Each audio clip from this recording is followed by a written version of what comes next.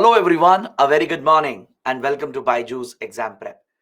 Welcome to another session on international relations. So today we shall be taking up module number 5, which deals with India's relations with Pakistan. This chapter is extremely important for your mains exam given the complexities involved in India-Pakistan relations. So today we are going to study many important topics including all the disputes and issues between India and Pakistan. So let's begin this discussion by first looking at a map of Pakistan. Let's understand the geography of Pakistan and how it influences the international politics of Pakistan. So first let's identify the major provinces of Pakistan. If you look at the map, you can notice Punjab over here. This was the large Punjab province in the colonial period, which was partitioned in 1947. So when India-Pakistan gained independence and when Pakistan was partitioned from India, the Punjab province to the west was partitioned between India and Pakistan, just like the Bengal province to the east was partitioned between the two sides. So one half of Punjab fell under India, the other half came under Pakistan. So this is the Punjab province that you see here in the map. The Punjab region has been the most dominant region in Pakistan's politics since 1947 till date, right? The Punjabi elite, they have been the most influential and dominant class in Pakistan's politics. We were mentioning this under the liberation of Bangladesh war as well. We discussed how the Bengalis were oppressed by the Punjabi elite, correct? So if you look at the Pakistani army, the top army generals, the army chiefs, the top ISI officials, even the prime ministers, presidents, and all the top ministers and top political leaders, majority of them have come from the Punjab region. So this makes the Punjab region the most dominant amongst all the provinces of Pakistan. And Punjab is also a hub of radicalism. There are many radical organizations that have a strong base in Punjab, be it Jamaat-ud-Dawa, Lashkar-e-Toiba, Jaish-e-Mohammed. All these outfits and their terror leaders, they find a support base in Punjab. They freely conduct their rallies, they raise donations, they carry out recruitment, they deliver anti-India speeches, and they even have strongholds and headquarters located in Punjab. For example, can you see this place called Bahawalpur? Bahawalpur is a strong hold of the Lashkar-e-Toiba. Hafiz Saeed, the founder of Jamaat-ud-Dawa and Lashkar-e-Toiba, has a strong presence at Bahawalpur. It also has major cities like Lahore, Faisalabad, which are closer to the Indian border. Rawalpindi, Islamabad are also located in this sector itself. Now, apart from Punjab, you have Balochistan, which you can see here, the largest province of Pakistan. Balochistan is blessed with immense resources. It has plenty of resources, and as you can see, it has access to the sea. It opens to Arabian Sea. So the Baloch province has a large coastline, which is of great strategic significance. So this is the home of the Baloch people, the Baloch community. The Baloch community, they never wanted to join Pakistan in 1947. When the British granted independence, right, the Indian Independence Act of 1947 had been enacted. Under the Indian Independence Act, two independent dominions were created, that is India and Pakistan.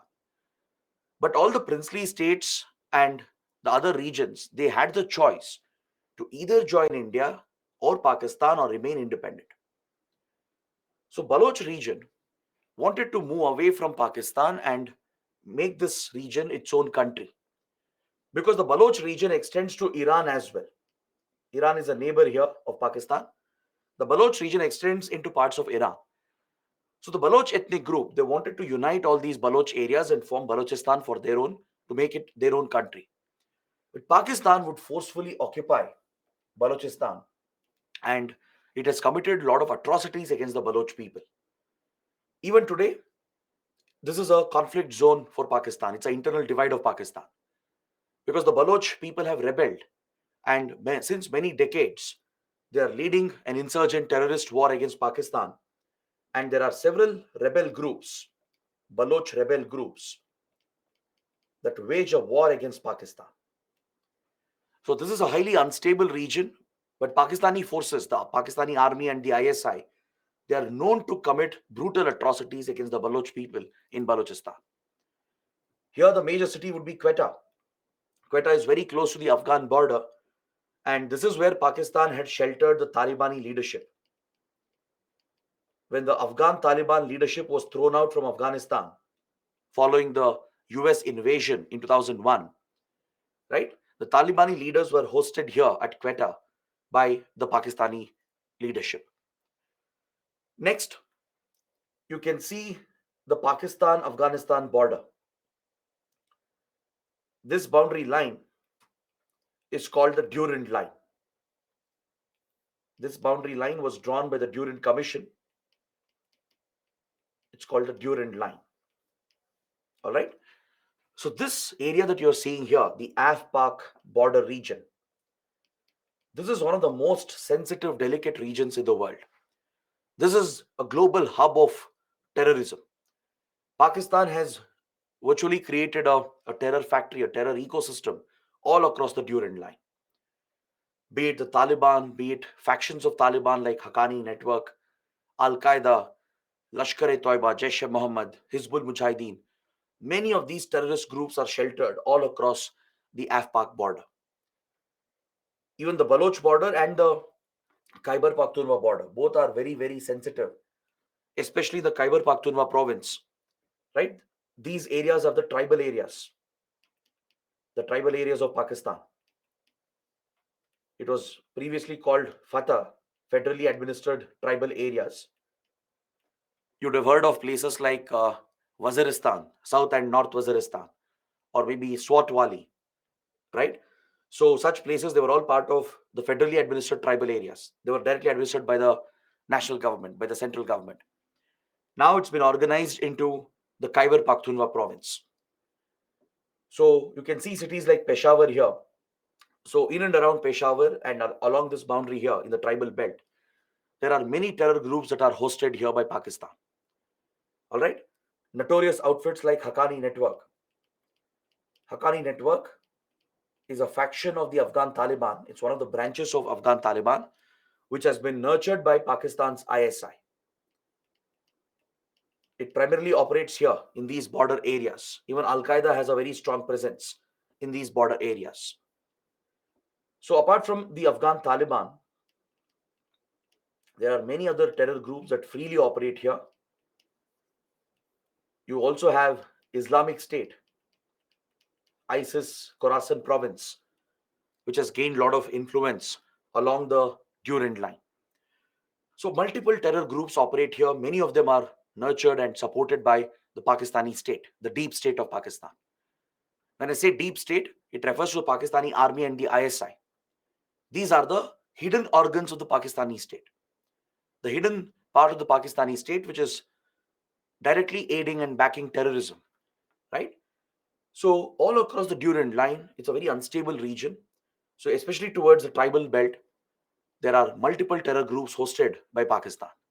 It has created the entire terror infrastructure. A safe haven, a sanctuary exists for terrorists to hide, to train, to raise funds, to organize weapons, and to plan their attacks. So this is one of the most sensitive regions, and India faces multiple threats from this region, right? Then you have the Sindh province, which is an extension of India's Gujarat, right? When India-Pakistan were partitioned, this area was also divided, which would become Sindh for Pakistan, Gujarat for India.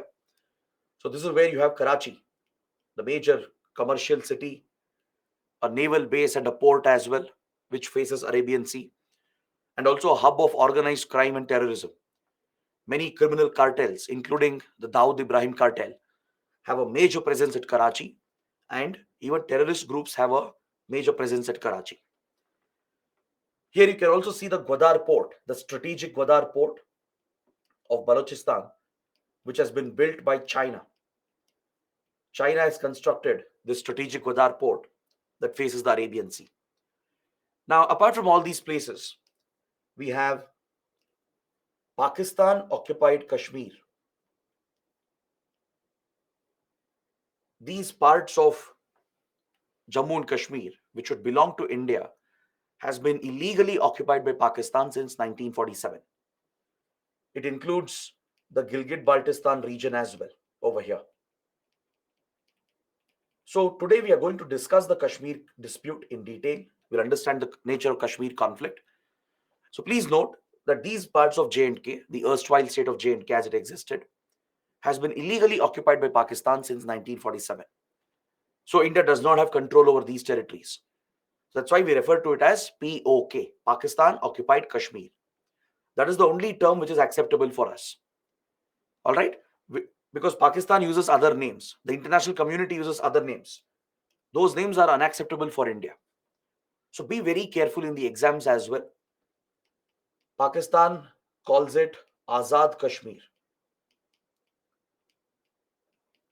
This is rejected by India. So never use this term. All right? It's not Azad Kashmir. That's according to Pakistan. According to India, this is just POK, nothing else. It's Pakistan Occupied Kashmir. That is the exact word you have to use. Be very careful. All right? The international community, they use other terms. That is other countries. Let's say US or European countries or other countries in the world, right? Or even other international organizations. They have different terms. They call it Pakistan administered Kashmir.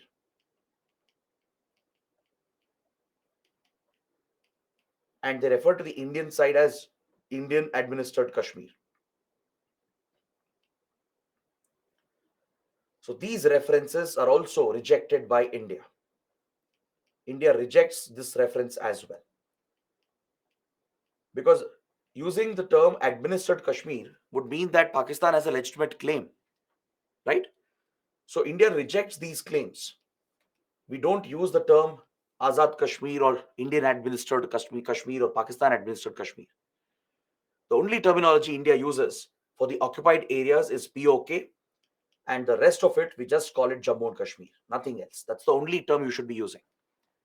All right, be very careful. It's very important, because how else will you justify your claim? If you are claiming these territories, right, since 1947, India does have a legitimate claim. Legally, technically speaking, these parts should belong to India. The Indian position is absolutely the correct position. It is Pakistan which is in breach, which is in violation. It is Pakistan which has occupied these areas. So we accordingly refer to it as Pakistan occupied Kashmir. That's why any wrong interpretation of the map is also rejected by the Indian government, right? So we can understand why international community depicts it like that, because they look at it as a disputed area and they call it Pakistan administered Kashmir and Indian administered Kashmir. But India objects to this because in a way it starts justifying the Pakistani claim. So India believes Pakistan has no claim here. So we reject these labels that are attached and we just call it POK. The occupied areas are POK, Pakistan occupied Kashmir, and just Jammu and Kashmir on the Indian side. Now, if you look at this border here between India and Pakistan, there is one very important point I would like to raise. There are two types of boundaries between India and Pakistan. We have a temporary border, temporary de facto border in Jammu and Kashmir sector called LOC, the line of control. Remember, under liberation of Bangladesh war, we studied the Shimla Agreement. There I explained how the ceasefire line was renamed into the line of control. So this is your ceasefire line. In 1947, when the first India-Pakistan war ended, these were the positions that were held by India and Pakistan. That became the temporary de facto border until a permanent solution could be found to the Kashmir dispute. So whatever positions we held in 1947, the same positions are held even today. This ceasefire line has later been renamed in 1972 as the line of control, the LOC. So this is a temporary de facto border. It's an unsettled border. This is where we have the Kashmir dispute. The rest of the border that you see here, this whole stretch of the border from lower parts of Jammu to Punjab, Rajasthan, all the way till Gujarat, till here, till this point. This is called the IB, the international border. This is a permanent settled border between India and Pakistan. From the lower parts of Jammu to Punjab, Rajasthan, and Gujarat. This entire line that you're seeing here, this is a undisputed boundary. This boundary has been permanently settled. We have no disputes along this boundary. This is the full and final boundary between India and Pakistan, and hence it's called IB, the international border between India and Pakistan.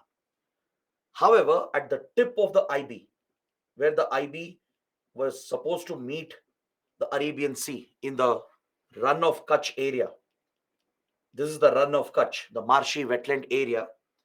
At this point, there is a minor dispute between India and Pakistan. It's called the Sir Creek dispute. All right, there is one minor dispute at the end of international border where it touches the Arabian Sea. So this is where we have the Sir Creek dispute. We are going to study this later. Is that clear? So having this basic understanding is extremely important. Understanding the geography of Pakistan, understanding these borders, right? Understanding the significance of some of these locations will actually make it easier for you to understand what we are going to discuss next. Is that clear? So please make a note of these points. Based on this, we are going to have a detailed discussion on India-Pakistan today. First of all, let us answer the most basic question. I'm sure many of you would have thought about this, at least if not today, previously would have definitely asked this question, that why is Pakistan like this? Why is Pakistan so hostile to India? What explains Pakistan's obsession with India? Many experts believe that Pakistan is obsessed with India. It's obsessed with triggering issues for India, waging war against India, in carrying out destabilization of Kashmir and Punjab. Right? This has become an obsession for the Pakistani state. Now, which state in its right mind would go to the extent of breeding terrorism, harboring terrorism, using terrorism as a state policy, as a geopolitical tool, right? Even at the cost of its own well-being, even at the cost of its own economy, even at the cost of its own people, Pakistan has bred and nurtured radicalism, extremism, and used terrorism as a weapon. So what explains this mindset, right? What are the origins of this conflict? These are very basic, fundamental questions that any student should be asking. Is that clear? So let's understand the roots of this conflict. Let's answer why Pakistan behaves like this, why Pakistan has adopted this strategy. Let's also look at the psyche or the mindset of the Pakistani leadership. What does the Pakistani elite think? What is their line of thinking?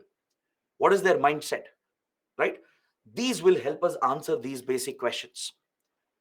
Based on that, we can talk about all the disputes and issues that we have. Then it becomes easier to understand. Now, the roots of India-Pakistan conflict, right? They predate the existence of India and Pakistan. India-Pakistan came into existence in 1947, right? The nation state of India, the nation state of Pakistan were created only in 1947.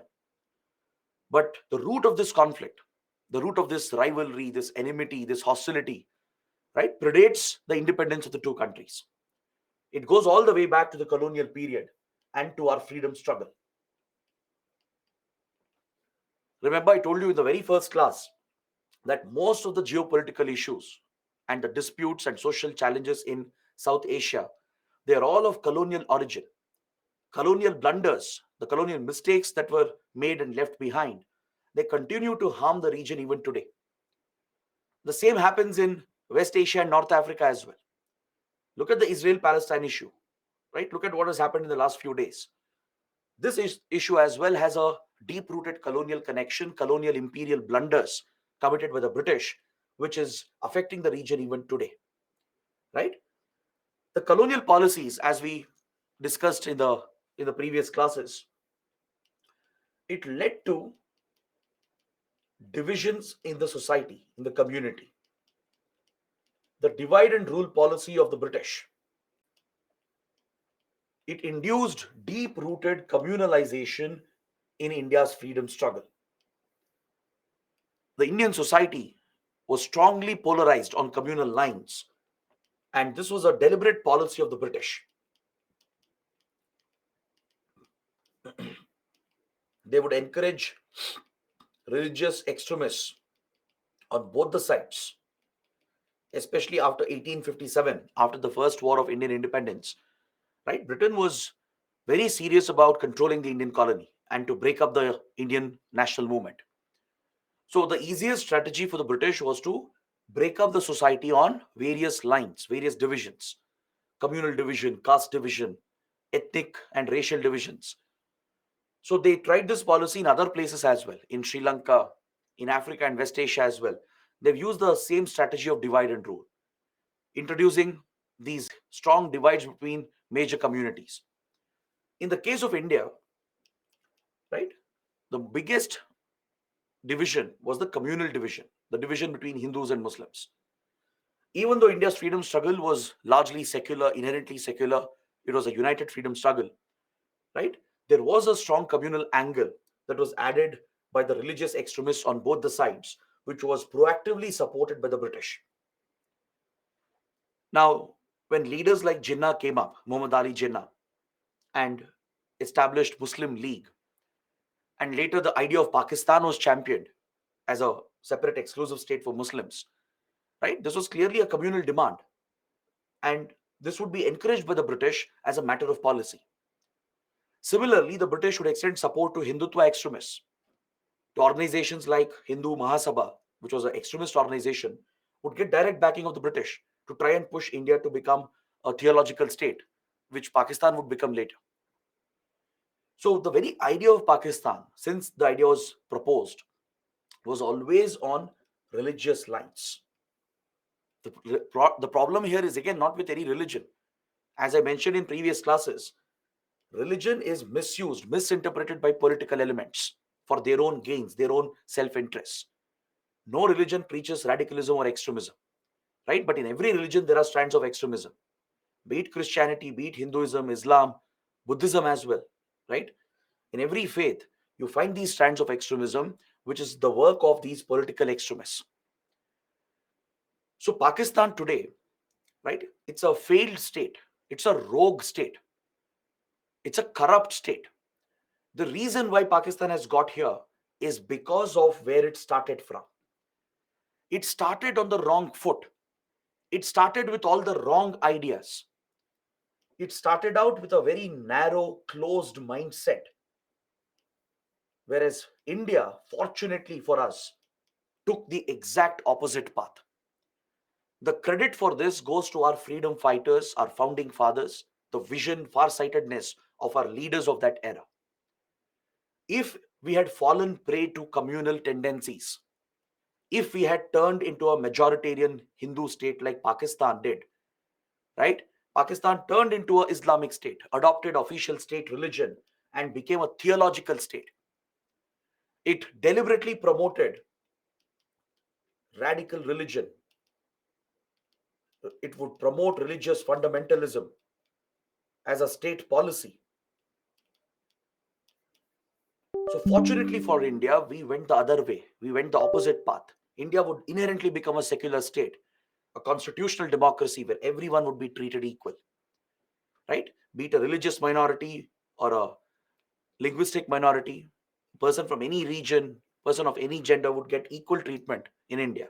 But that would never be the case with Pakistan, because right from the beginning, the very idea of Pakistan was a closed idea. It was a narrow idea. It was a communal demand to create Pakistan. And when the British met the demand, right, and promoted extremists on both the sides, it had induced widespread communal polarization in India's freedom struggle. You would have read this in modern history as well. In early 1900s, especially after the partition of Bengal, large-scale communal riots had broken out between Hindus and Muslims. Right? Innocents were suffering in between on both the sides, but extremists on both the sides were targeting each other. The partition of Bengal in 1905 was again on communal lines. The British said it was for administrative purposes, but the reality, the truth is that it was a communal partition. Even though later Bengal was reunified in 1911, the seeds of a partition was already sown. Many historians believe that the idea of India-Pakistan partition, which happened in 1947, that idea, the seed for that idea was sown in 1905 when Bengal was partitioned. It was based on this idea that Muslim League under Muhammad Ali Jinnah championed the idea of a Pakistan, a separate state for Muslims. Is that clear? So the problem was not even in demanding for a separate state, because many communities were demanding for a separate state. The problem was in turning the country into a narrow-minded theological state. Right from the beginning, Pakistani leaders adopted a very narrow interpretation of religion. They adopted a very rigid version of Sunni Islam, which is a misinterpreted version of Islam, which is associated with the Arab Middle Eastern strain of Islam.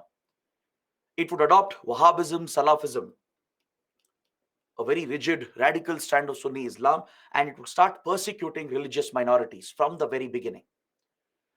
Right from independence, all religious minorities, be it Hindus, Sikhs, Buddhists, Christians, and even Muslims, like Shias, for example, Hazaras, Ahmadiyas, even Sunni Muslims who wouldn't abide by the rigid version of the state religion that Pakistan was promoting, they would all be targeted and persecuted. So this became the story and the fate of Pakistan. The fate was sealed.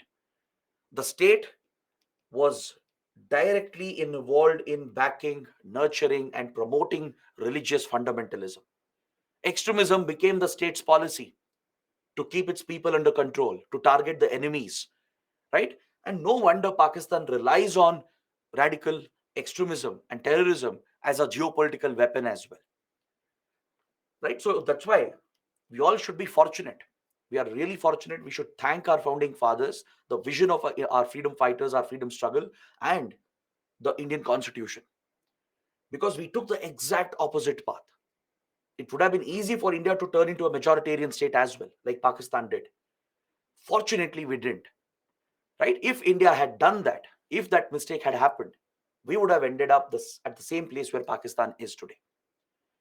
So India would march a different path in the opposite direction as a secular state, an open society with equal rights for every citizen. This marks a fundamental difference in the idea of India, the idea of Pakistan. Now, if you don't understand this difference, right, you cannot appreciate the freedom that you get being in India, and you cannot understand the policy of Pakistan, like why Pakistan obsesses with terrorism. Why is it going to this extent of self-destruction? This is almost suicide that Pakistan is committing. And Pakistan is almost there. Today, it's facing a grave economic crisis, a political crisis, and a very serious security crisis. It's on the brink of collapse, right? So to understand why Pakistan has done this, you need to understand this idea, the idea of India, the idea of Pakistan, where it comes from. The idea of Pakistan comes from a very closed mindset, a narrow mindset. It's based on a very narrow communal interpretation, right, which was encouraged by the British as a matter of their policy. The idea of India is based on a more open, free idea, which is rooted in Indian civilization as well, right? The Indian civilization has always been a tolerant, diverse civilization, and this is the beauty and strength of the Indian society. So as long as India remains a free, open, secular society, it will remain a strong society. It will remain a strong country. The moment you start looking inward, the moment you start developing narrow tendencies, majoritarian tendencies, that is where countries face devastating problems. We have seen many other examples. There are similar examples around the world. Any country which played with religious fundamentalism has collapsed. Is that clear? Where state merges with religious fundamentalism, that marks the collapse of a free liberal order. So this is the fundamental difference between India and Pakistan. This is what makes India India and Pakistan Pakistan. This explains the roots of the conflict. Be it now, take up any issue, Kashmir issue, the Kargil war, the policy of terrorism, right? Any issue you discuss, it is all linked to this fundamental idea. The idea that Pakistan should become this theological state where it goes to any extent, even using radicalism and extremism to target India, right? But it does not explain why is it obsessed with India, right? Let me explain why is it obsessed with India. Why India is Pakistan's biggest obsession. To understand this, you have to look at the mindset of the Pakistani leadership. The psyche of the Pakistani elite is something we need to assess from 1950s till date. The Pakistani leadership from the beginning felt very insecure about its large neighbor, India. Starting right from the days of Jinnah, the Pakistani leadership, which includes the army leadership as well, they've always felt insecure about the size and scale of India. Because obviously, when Pakistan was created, it would be a smaller country, many times smaller than India, with much limited resources as compared to India. So Pakistan has always tried to pitch itself on an equal footing with India. Somehow Pakistan has always seen that it's in a competition, it's in a race with India. Given the complex history on how India, on the basis of how India Pakistan were created, right? For the weaker power, which was Pakistan, it's understandable why it would try to pitch itself on an equal footing with India. But this competition became unhealthy competition. Since childhood, you would have heard your teachers, your parents telling that competition should be healthy. Healthy competition drives a good spirit. Unhealthy competition breeds jealousy, hatred, turns into extremism eventually. In the case of Pakistan, it's the other one. Pakistan has gotten into a very unhealthy competition at the beginning. In the 1950s, right, and even right after independence and partition, Pakistan pitched itself on an equal footing with India. In front of the world, it wanted to be seen as an equal of India, right? So this led to an unhealthy obsession with India, where Pakistan has disassociated itself from its South Asian linkages, and it has deliberately tried to align with its Arab Middle Eastern linkages. See, even if you look at the history of the region, both ancient and medieval history, today's Pakistan, where it is located, right? And not just location, if you look at the Pakistani society as well, it has more linkages and connections with South Asian history and South Asian heritage. The strand of Islam you find in India, in the Indian subcontinent, right? This is very unique compared to the more rigid version that you find in Middle East and the Arab region. But Pakistan post-independence has deliberately tried to cut off from its Indian heritage, from its South Asian heritage, and it has tried to link itself with the more rigid Arab Middle Eastern heritage. This shows that, in a way, Pakistan is embarrassed to be associated with South Asia. It doesn't align with the, the civilizational values attached with the Indian civilization, right? But it's very ironic and it's very unfortunate because the very roots of Indian civilization, which starts somewhere around the Indus Valley civilization and the Harappan civilization, right? Those sites are located in today's Pakistan itself. This was the seat of the ancient Indian civilization. But Pakistan wants to erase this part of history. It wants to move away from that Indian heritage, that South Asian heritage, and wants to associate more with the Arab Middle Eastern heritage. And you see this in their school textbooks. Pakistani school children, they are taught wrong history. Deliberately, they are taught the wrong history from many, many years. This is nothing but propaganda. There is extensive propaganda in the Pakistani state to teach the wrong history. This has a big impact, right? It breeds the wrong ideas from the very beginning. And there is a deliberate attempt to project India as enemy number one of Pakistan, right? See, India is not an expansionist power. We have never tried taking others' territories. India has never annexed territories which don't belong to us, right? We are not we are not aggressive military powers like others. India has always maintained that sense of balance. But despite that, Pakistan has projected this image as though India is an imminent threat for the country. These sentiments became stronger after India broke Pakistan into two parts in 1971. This definitely had a huge impact. The Pakistani obsession with India, the Pakistani obsession to use terrorism to target and destabilize India, is largely influenced by the events of 1971. Because the defeat of 1971 was the most humiliating moment for Pakistan. Imagine a country being broken into two parts. Imagine you losing more than half your country, right? Pakistan blames India for this. It does not realize the atrocities it committed in East Pakistan. India's intervention was only justified. Our intervention was only to help the Bengali community and to serve our strategic interests, right? If Pakistan had not abused and committed a genocide against Bengalis, there would be no Indian intervention, right? India's aggressive intervention was a response to the Pakistani atrocities. So Pakistan ignores its own role. Even today, Pakistani school children are taught that it was India which initiated the 1971 war. It was India which attacked Pakistan and broke Pakistan into two. They don't teach them what Pakistani army did with Bengali minorities. They don't teach them about the genocide that they carried out. They project India as the threat. It was India which attacked Pakistan and took away half their country. Now, this at the ground level breeds resentment, breeds hatred, right? And this is a deliberate strategy. This is how the deep state of Pakistan retains power and controls all the key power centers without question, without challenge. When I say deep state, I'm referring to the combination of the Pakistani army and the ISI, the Pakistani intelligence agency.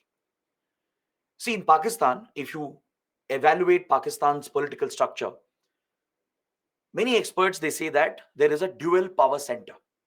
There are two power centers. Deliberately, a dual power center has been established, where on the front you have a civilian government, and ironically, it's a democratic elected government. Sometimes you forget, it slips your mind that Pakistan is a democracy, right? When you hear that, you feel shocked. You ask yourself, is Pakistan a democracy, right? Because it slips your mind. You don't associate Pakistan with democracy, but it is on paper. It is a elected democracy. It has civilian elections, right? You have a civilian government which is elected by the people, but it's a namesake democracy. The civilian government doesn't have the true authority, doesn't have the genuine powers in its hands. The political parties are largely controlled by the deep state. The Pakistani military has extended its arms into every institution, into every party, and it tightly controls the politics of Pakistan. Is that clear? Now, when elections happen, right now elections are due in Pakistan. Within a month, elections are going to happen by November. All right. So when elections happen, when new leaders are elected, when new governments are formed, trust me, most of it is rigged. It's manipulated. When prime ministers take over, right, or when presidents take over from one another, when all these changes are happening in the country, they are not genuine organic changes. They're all orchestrated by the deep state. The army, ISI, they orchestrate these changes. So there is a duality of power. On the front, you have an elected civilian government where Pakistan claims it's a so-called democracy, but in reality, the authority lies with the deep state. All the key decisions, the big decisions, be it its military strategy, its military modernization, its nuclear program, its foreign policy, even its economic policy, they're largely controlled by the deep state, the army. In Pakistan, if you ask me who's the most powerful person, it is the army chief. It's not the Pakistani prime minister. It's not the Pakistani president. The most powerful individual in Pakistan is the army chief, the chief of the Pakistani army. All right? So it's a virtual dictatorship. Understood? And in the past, There have been military dictatorships. Pakistan has seen many military coups where the military has played a role in politics from the beginning. Now, this is what happens when you encourage radicalism, extremism, and fundamentalism. When you obsess with security issues, right, and give a bigger role for security forces to play, they will undermine the civilian government itself. So in Pakistan, the army leaders from the beginning have been playing a role in Pakistan's politics. There have been multiple military coups in the country where civilian governments have been thrown out. And the Pakistani army has captured power, establishing military dictatorships. So this has allowed the army and the ISI to extend its arms everywhere, into every government institution. That's why I told you all the key policies, all the big decisions are taken by the deep state. None of the big policies will go ahead without the approval of the deep state, right? So let's say Pakistani army doesn't like a particular prime minister. They will ensure that prime minister will go. Let's say Pakistan, the army, the deep state, they don't like a particular politician, right? They will ensure that politician will be removed. Either they're removed from their position, pushed out through a controversy, or they are forced to step down, they are threatened, or even in a worst case, they are killed, they are assassinated. Many Pakistani leaders have been assassinated, right? In fact, many Pakistani civilian governments have not even completed their full term. Most of the elected civilian governments, they failed to complete their full term. Look at Imran Khan, right? Prime Minister Imran Khan, who belongs to Tehreek-e-Insaf party, came to power with the backing of the army. But later, as Imran Khan started creating a base for himself, he was resisted by the army and the ISI. And recently, in the last few months, there has been a major political crisis, and the army ISI, they have ensured that they have removed Imran Khan from the position, right? They not only pushed out Imran Khan, but right now he has been arrested as well on corruption charges. So this is what happens to Pakistani prime ministers. Either they are pushed out of their position, or they're arrested, they're thrown into jail, they are made to flee the country itself. Nawaz Sharif had run away, Parvez Musharraf had run away, or else they are killed or assassinated. So it highlights the extent to which the army and the deep state control the politics of Pakistan, right?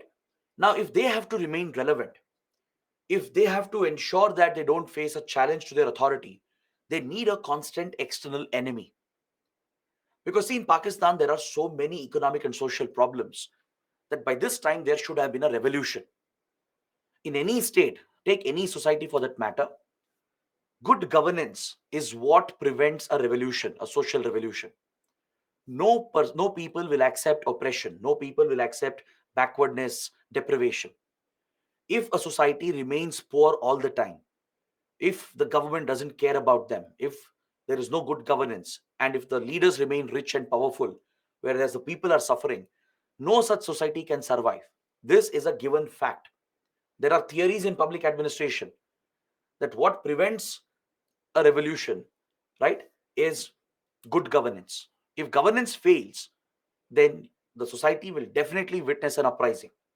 But in Pakistan, this hasn't happened. In Pakistan, things are horrible. There is no electricity, no water. Their currency has taken a massive hit. There is massive inflation. All right, no proper education, no job opportunities. Right? The basics are not provided. And yet, crores of people, they stand behind their army. They loyally stand behind their army. They genuinely believe their army is working for them. So what explains this phenomena, right? How come the masses, how come they've never questioned the army, right? If people had suffered to this extent in any other country, there would have been an uprising. They would have thrown out these leaders. Not just the government, the army itself would have been completely targeted, and there would have been a complete social uprising. But this has never happened in Pakistan, right? So there must be some reason. How does the deep state keep that control over the Pakistani society? It keeps that control by projecting a constant external threat, an imminent dangerous threat. Now, let's say You take a household in a family, right?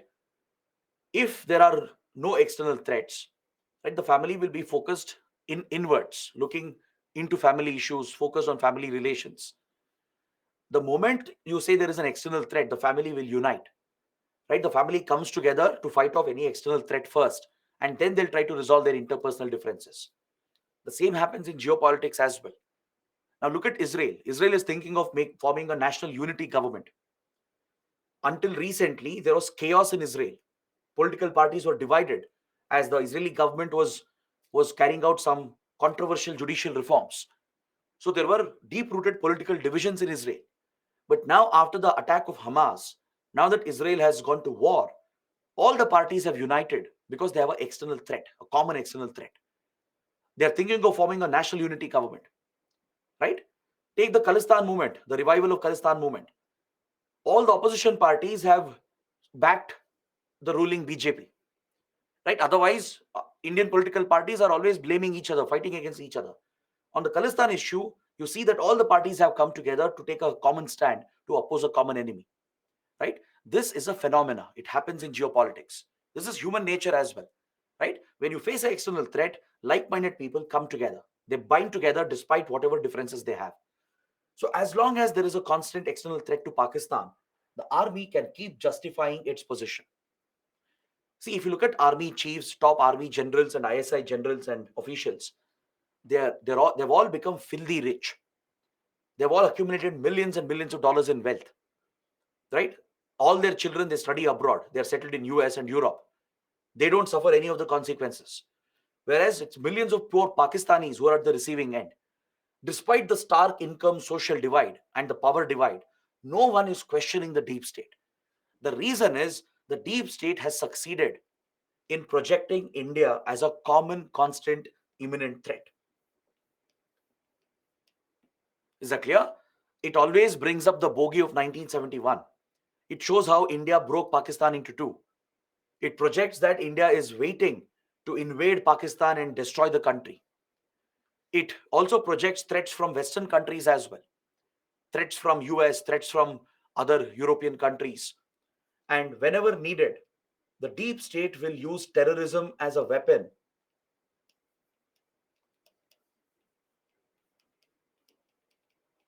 to instigate deliberate tensions so that it can justify its position and solidify its control over power. Now, let's say in Pakistan, some internal divisions are coming up. All right, let's say the deep state feels threatened that there is some political opposition coming up. So what the deep state will do is that they'll use a proxy. They'll use a terror group to carry out an attack against India.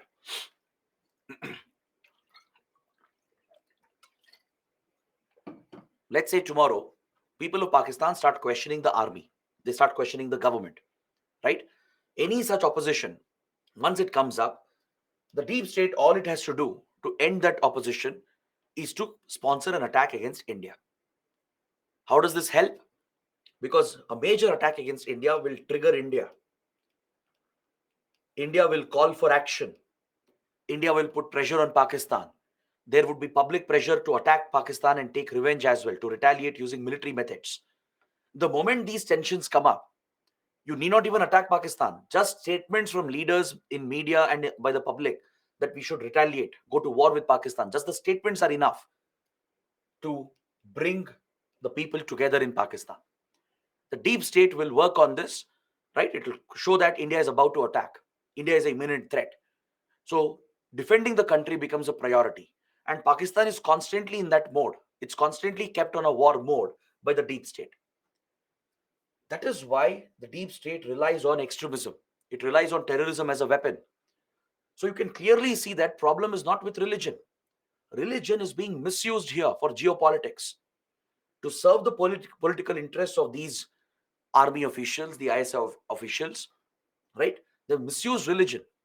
They're using religious fundamentalist groups and terror groups as a tool to keep India on the hook, to keep India on the constant boil, right? They use terrorism as a trigger to provoke India every now and then.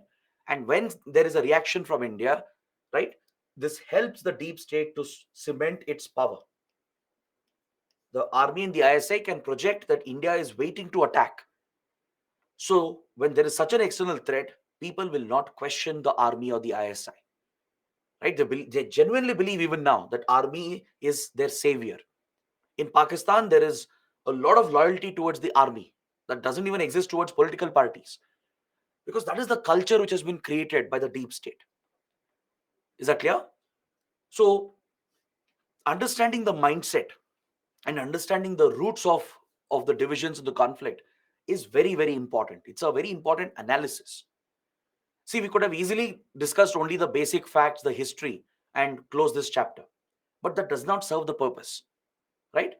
Such analysis is very essential because it makes the topic more interesting and it makes other topics very easy and simple to understand. Because UPSC questions can come on these lines. There could be questions on why Pakistan sponsors terrorism against India, why Pakistan has used terrorism as a weapon, as a tool, right? There could be questions on the internal situation in Pakistan. So having this basic idea, at least at the basic level, will help you write good answers for these questions. All right. Now, let's look at how Pakistan has been hostile towards India consistently. Let's see the different disputes, issues, wars, and conflicts that we have between the two. So I've given the entire list over here, starting with the first war between India and Pakistan, the 1947 conflict. This war was about Kashmir. The second war, the 1965 war. Again, the war was about Kashmir. Then came 1971, which we have already studied, the liberation of Bangladesh war. Then we had a limited conflict over Kargil in 1999. Apart from these wars and conflicts, we have few standing disputes, the Siachen dispute and the Sir Creek dispute, which I was mentioning. And we also have the sustained covert proxy war of Pakistan against India, of using terrorism as a weapon against India. So these are the major standing issues that we have. Now let us study this one by one. Let's first focus on the Kashmir dispute and Kashmir conflict and talk about the first two wars, right? More than the war, it's the background that you should cover. It should become very easy for you guys to understand the nature of the Kashmir dispute, right? So that is something we'll focus upon. 1971 war I'll skip because we have already discussed and covered it, because this is not the place to cover the 1971 war. The 1971 war was all about Bangladesh. So we have already discussed and covered this under India-Bangladesh. I'm sure many of you would have attended the class, remembered the discussion as well. So I've explained in detail what led to the crisis in East Pakistan and how India played a direct role in liberating Bangladesh. So let's not repeat that. Let's not waste time. Let's look at the Kashmir dispute. Let's briefly discuss the Kargil war as well and focus on the remaining issues and disputes. All right. So let's start with the Kashmir dispute. This is the biggest issue, the core issue between India and Pakistan. This is also the root cause of all the rivalries, the tensions between India and Pakistan post-independence, right? Because see, right from 1947, right from the moment we gained independence, Pakistan has created multiple problems and challenges for India. First, we saw the horrors of partition, where large-scale communal violence broke out between extremists of all the sides. All right? Following this humanitarian disaster and the large-scale migration of refugees, Pakistan tried to meddle with the process of formation of the Indian Union. When the Indian Union was being formed, Pakistan was trying to disrupt the process. It was trying to encourage few princely states to join Pakistan, like Hyderabad, Junagadh, right? These were princely states that were part of the Indian territory itself. They were surrounded by Indian territory. But the then rulers, the Nizam of Hyderabad, the Nawab of Junagadh, they were trying to join the princely state with Pakistan. So Pakistan was encouraging these tendencies. This is what led India to annex Junagadh and Hyderabad, right? We had to carry out a military action right? And occupy Junagadh and Hyderabad and merge these areas, these territories into the Indian Union. Understood? This was possible for Pakistan to instigate the princely states because when the British granted independence, right, this was through the Indian Independence Act of 1947. Now, this act created two dominions, India and Pakistan, the Indian Dominion and Pakistani Dominion. Right? These were the dominions which would become independent countries. But there were hundreds of princely states under British India. So, what will happen to them? The princely states were given the option. Please note down this point, it's very, very important. Princely states had the option either to join India or even Pakistan, or they could even opt for remaining independent. They could stay away from both India, Pakistan, and choose independence as well. This was the option given to the princely states. Is that clear? If they wanted, they could sign the instrument of accession, join either of the dominions, or they could remain independent. But after India, Pakistan were born, the Indian leaders were very clear that we cannot afford mini Pakistans coming up inside Indian territory. Now, just because the act allowed this, right, doesn't mean we would allow this to happen after becoming independent.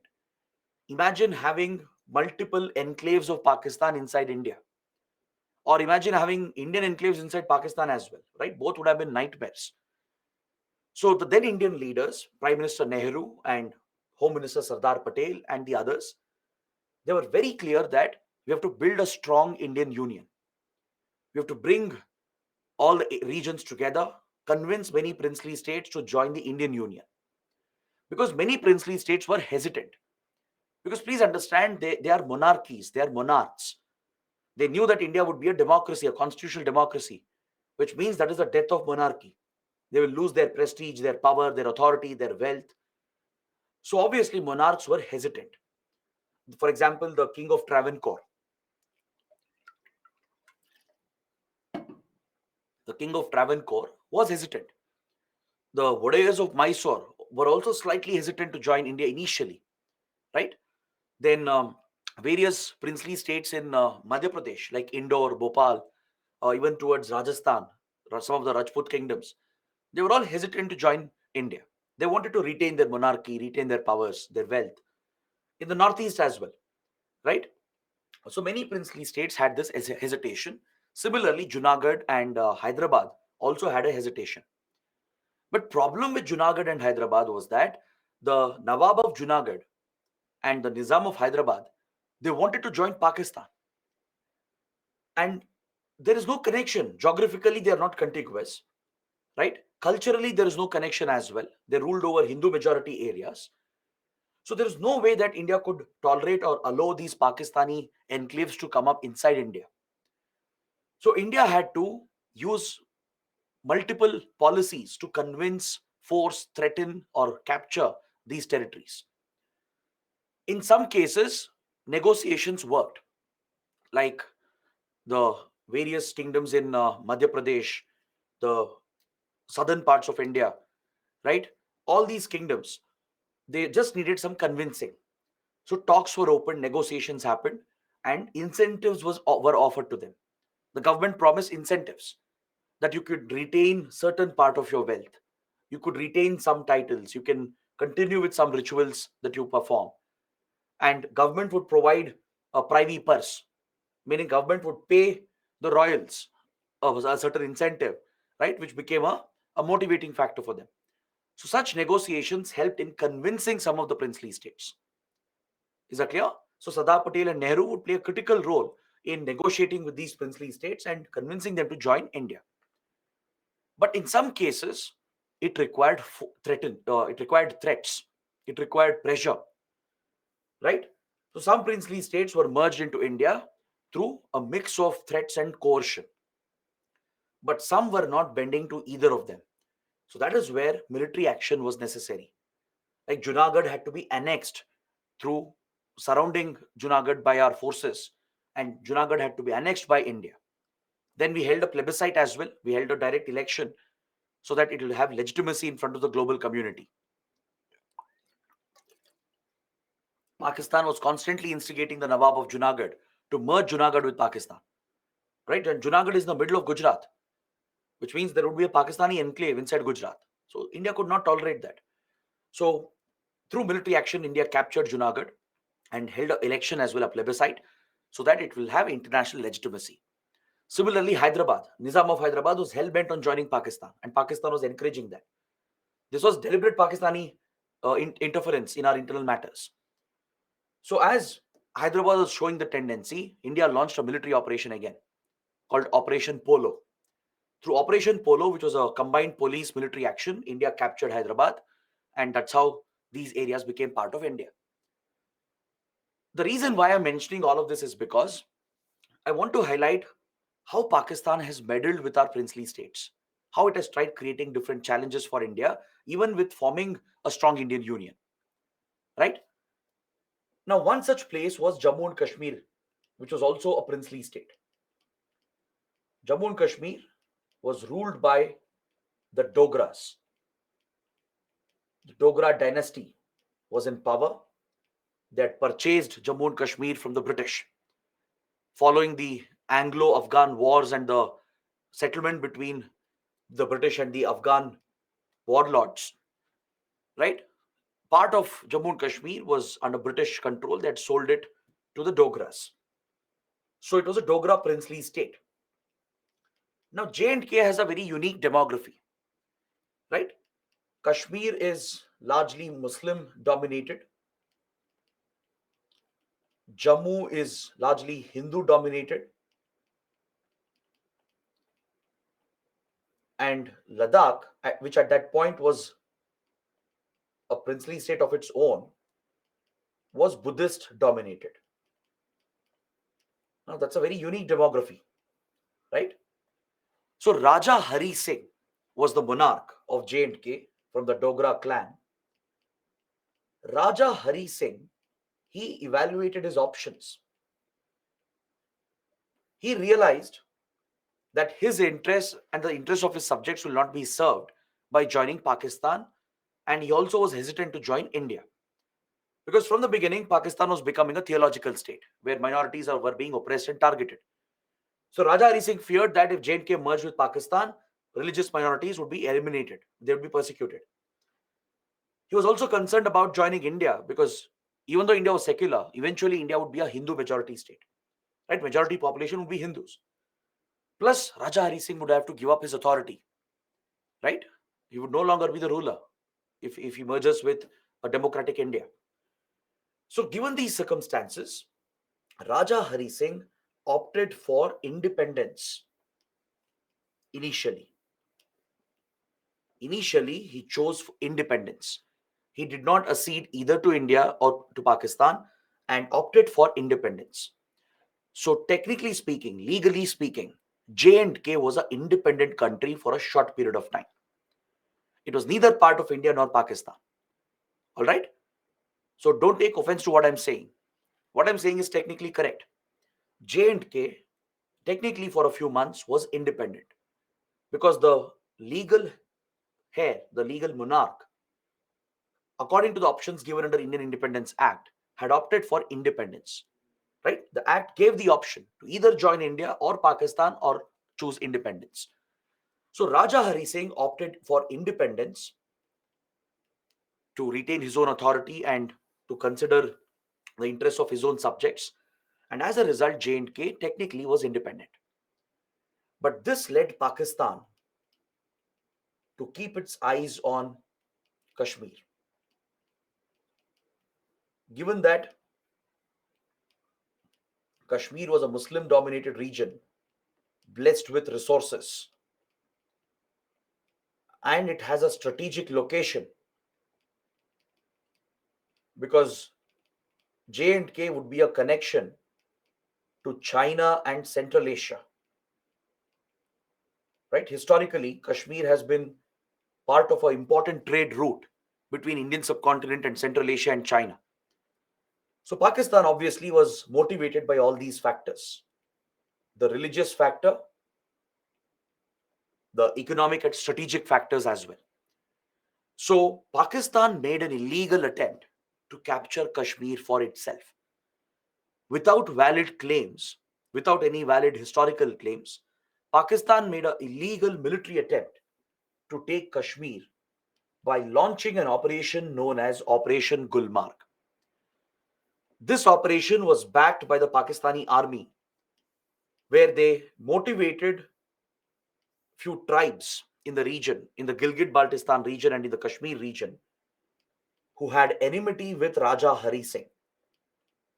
Because in the past, the Dogras had committed atrocities against few tribes, against few Muslim tribes in the tribal belt of the Kashmir Gilgit-Baltistan region. Is that clear? There was targeted violence which had happened many years ago under the Dogra dynasty. So there was an amount of hatred that existed between the monarch and the tribal communities.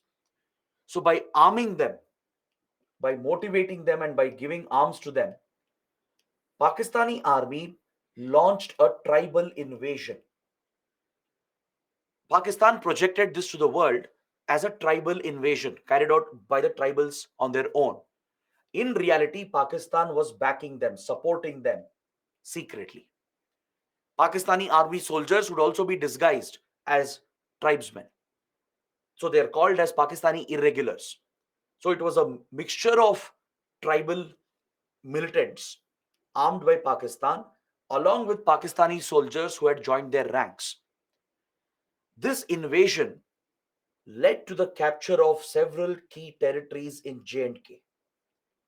Raja Hari Singh couldn't stand up to the threat, right? His princely state and his limited armed forces could never withstand this threat from Pakistan. This was a massive invasion, and very quickly, by September, October 1947, right?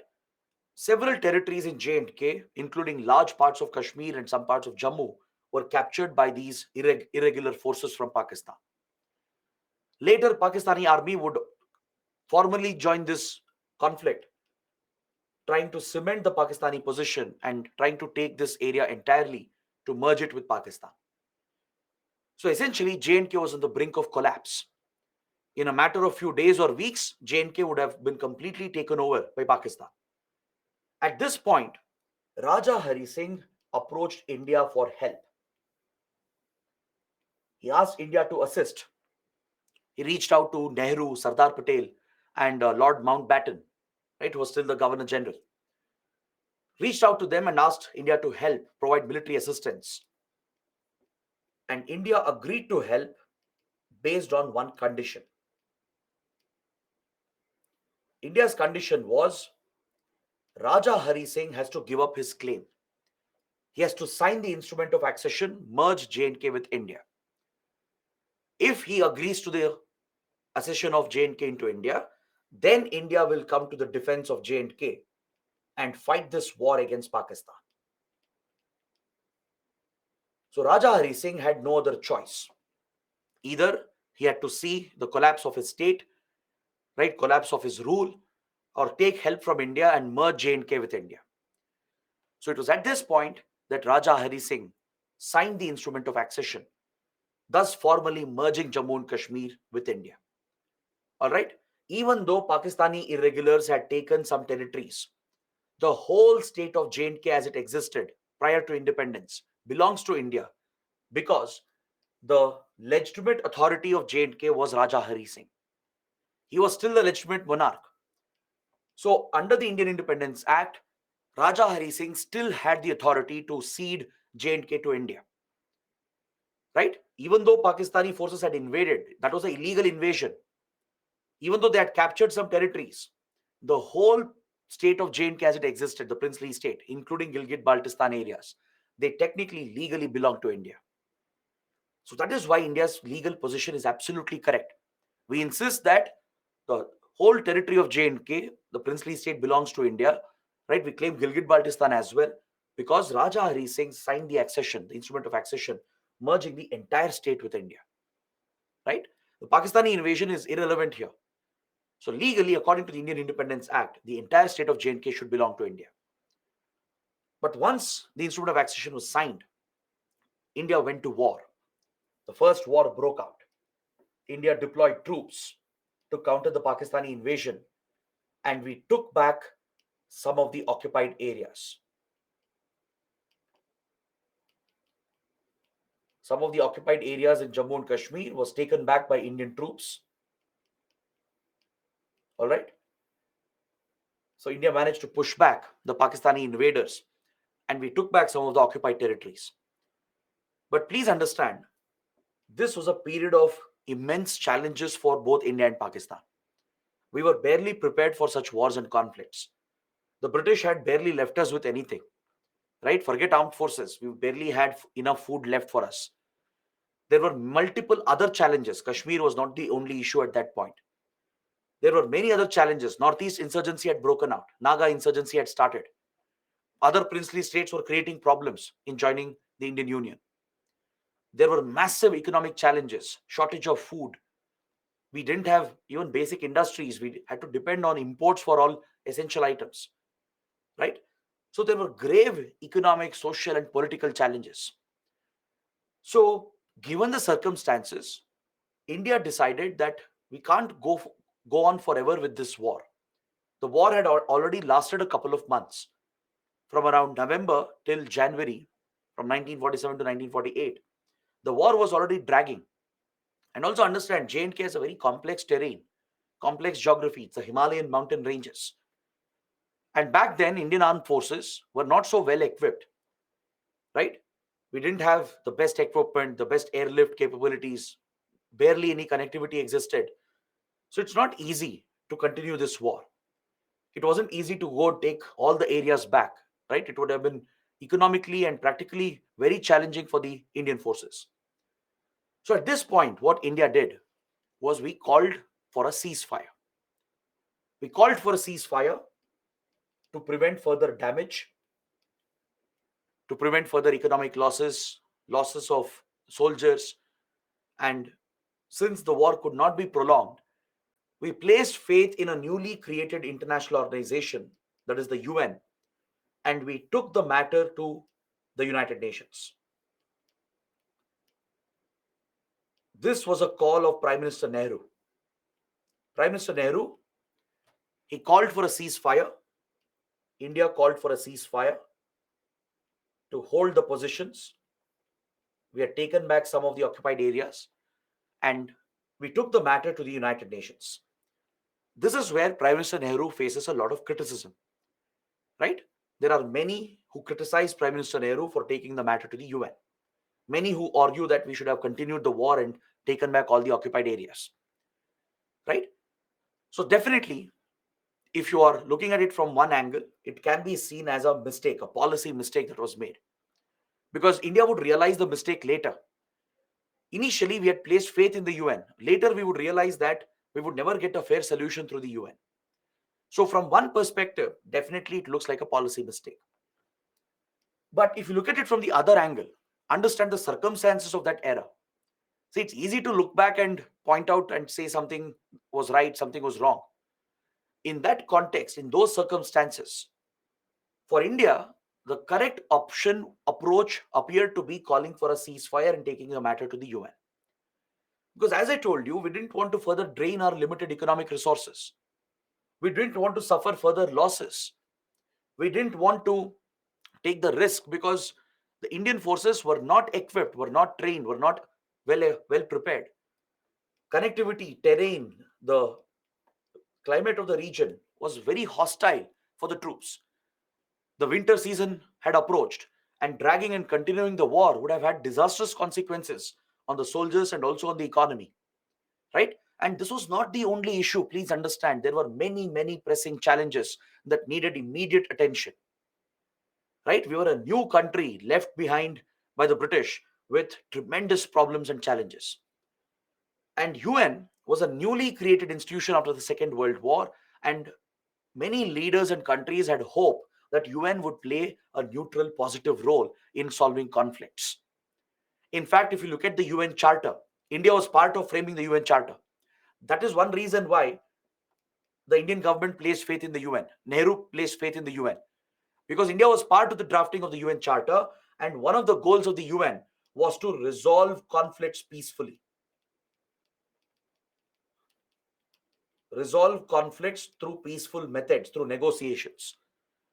So by placing faith in this institution, right, India called for a ceasefire as we couldn't continue the war as well, right? We wanted a peaceful settlement to the conflict, and we took the matter to the United Nations. So whatever position we held, right, whatever line that India-Pakistan held, this would later become the ceasefire line that was codified under the Karachi Agreement of 1949. Even today, it's the same positions that we hold. When ceasefire was called in 1947-48, which ended the 1947 war, the first war, it is the same exact position India-Pakistan hold even today.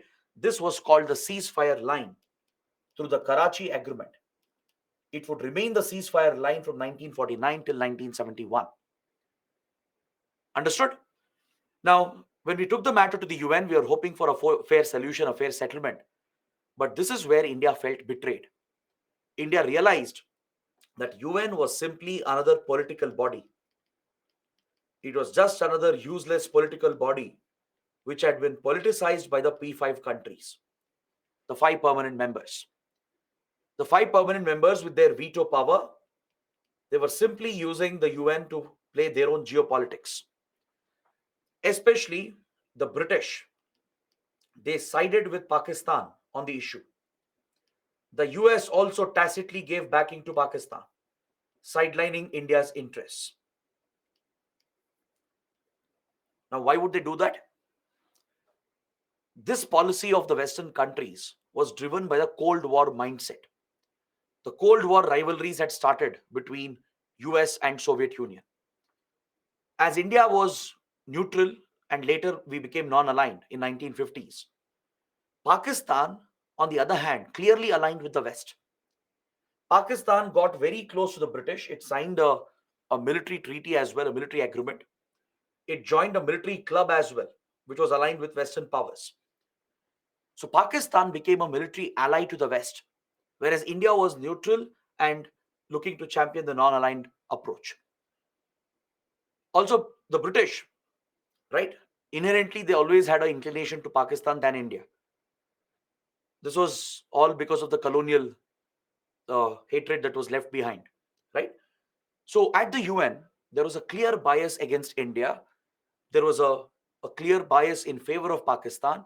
And this is where India rejected UN's approach. Prime Minister Nehru realized that a mistake had happened, that we shouldn't have taken the matter to the UN. But this was a post-realization. This is where the criticism comes in. So India decided immediately that somehow we have to end the role of the UN.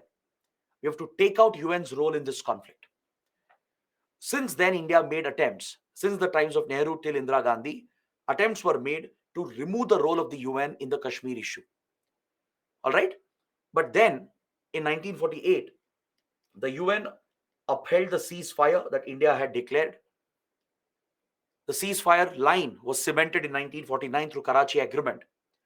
And both the sides were made to promise that a plebiscite would be held. In both sides of Kashmir that were under India and Pakistan, a plebiscite was promised by both the countries at the UN. Plebiscite is a direct election, a direct referendum. Plebiscites are held in conflicted areas, in disputed areas, to decide sovereignty. Whether the disputed area should belong to country A or country B, or should it remain independent. So the local people of that region, they will vote. They will cast a vote. We held a plebiscite in Junagadh when we annexed Junagadh. Right? Of course, majority of them voted for India. So that's how Junagadh merged with India. So here as well in Jammu and Kashmir, plebiscite was promised by India and Pakistan. We promised the UN to hold a plebiscite. But India was not comfortable with this solution, with the ceasefire line that was drawn, the plebiscite promise that was extracted, and the UN gave itself a role. This is what India didn't like. The UN established a military observer group. A UN military observer group was established to give UN a role in monitoring the ceasefire line. The UN stationed a military observer group in India and Pakistan. All right. So UN officials would be stationed in both sides of Kashmir, and they would monitor whether the ceasefire commitment is being upheld by both the sides. Now, India didn't want any such interference, but at that point we had to accept, because we had approached UN for a solution, right? And we couldn't have simply broken the treaty. So the Karachi agreement was worked out. The ceasefire line became the temporary de facto border, and the UN military observer groups were set up, where UN started playing a role in monitoring the ceasefire line and in monitoring the Kashmir conflict. So India was trying to eliminate the role of the UN, right? So eventually we managed to do that. On the other hand, the plebiscite question, that was becoming a challenge. We had promised a plebiscite, but India realized that plebiscite will never be fair. We saw that Pakistan was trying to change the demography to swing any elections in its favor.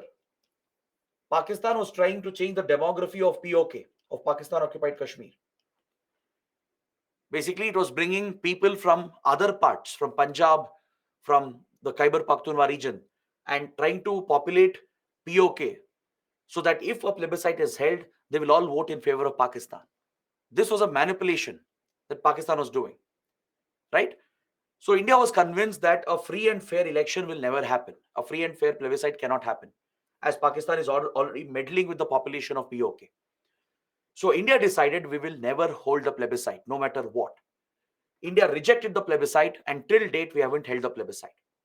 And same with Pakistan. As India rejected the plebiscite, even Pakistan has never held the plebiscite. So this promised plebiscite has never been held by both the sides. So the ceasefire continued. The ceasefire line became the temporary de facto boundary, and the UN kept monitoring the ceasefire through its military observer groups stationed in India and Pakistan. Now, for India to get full control, the last challenge was removing the role of the UN. Now that India felt betrayed by the British, by the US, and by the UN, we were waiting for an opportunity to throw UN out of the Kashmir issue. And this opportunity opened up for India, as you know, in 1971. India got a great opportunity in 1971, and we leveraged it to our advantage. The liberation of Bangladesh war ended with the Shimla Agreement of 1972. And under the Shimla Agreement, one of the commitments that we extracted from Pakistan was to rename the ceasefire line. The ceasefire line was renamed as the line of control, the LOC. Now you might ask, what's the big deal about changing the name? What will happen because of that? This is the beauty of diplomacy. Even though it was a technical legal change on paper, it has great significance, because UN military observer group was created to monitor the ceasefire line under Karachi Agreement. If there is no ceasefire line, if we erase the ceasefire line itself and name it something else, legally speaking, UN military observer group has nothing to monitor. All right, this is a clever play of words. This is a very clever strategy by India. We leveraged the opportunity of the liberation of Bangladesh war.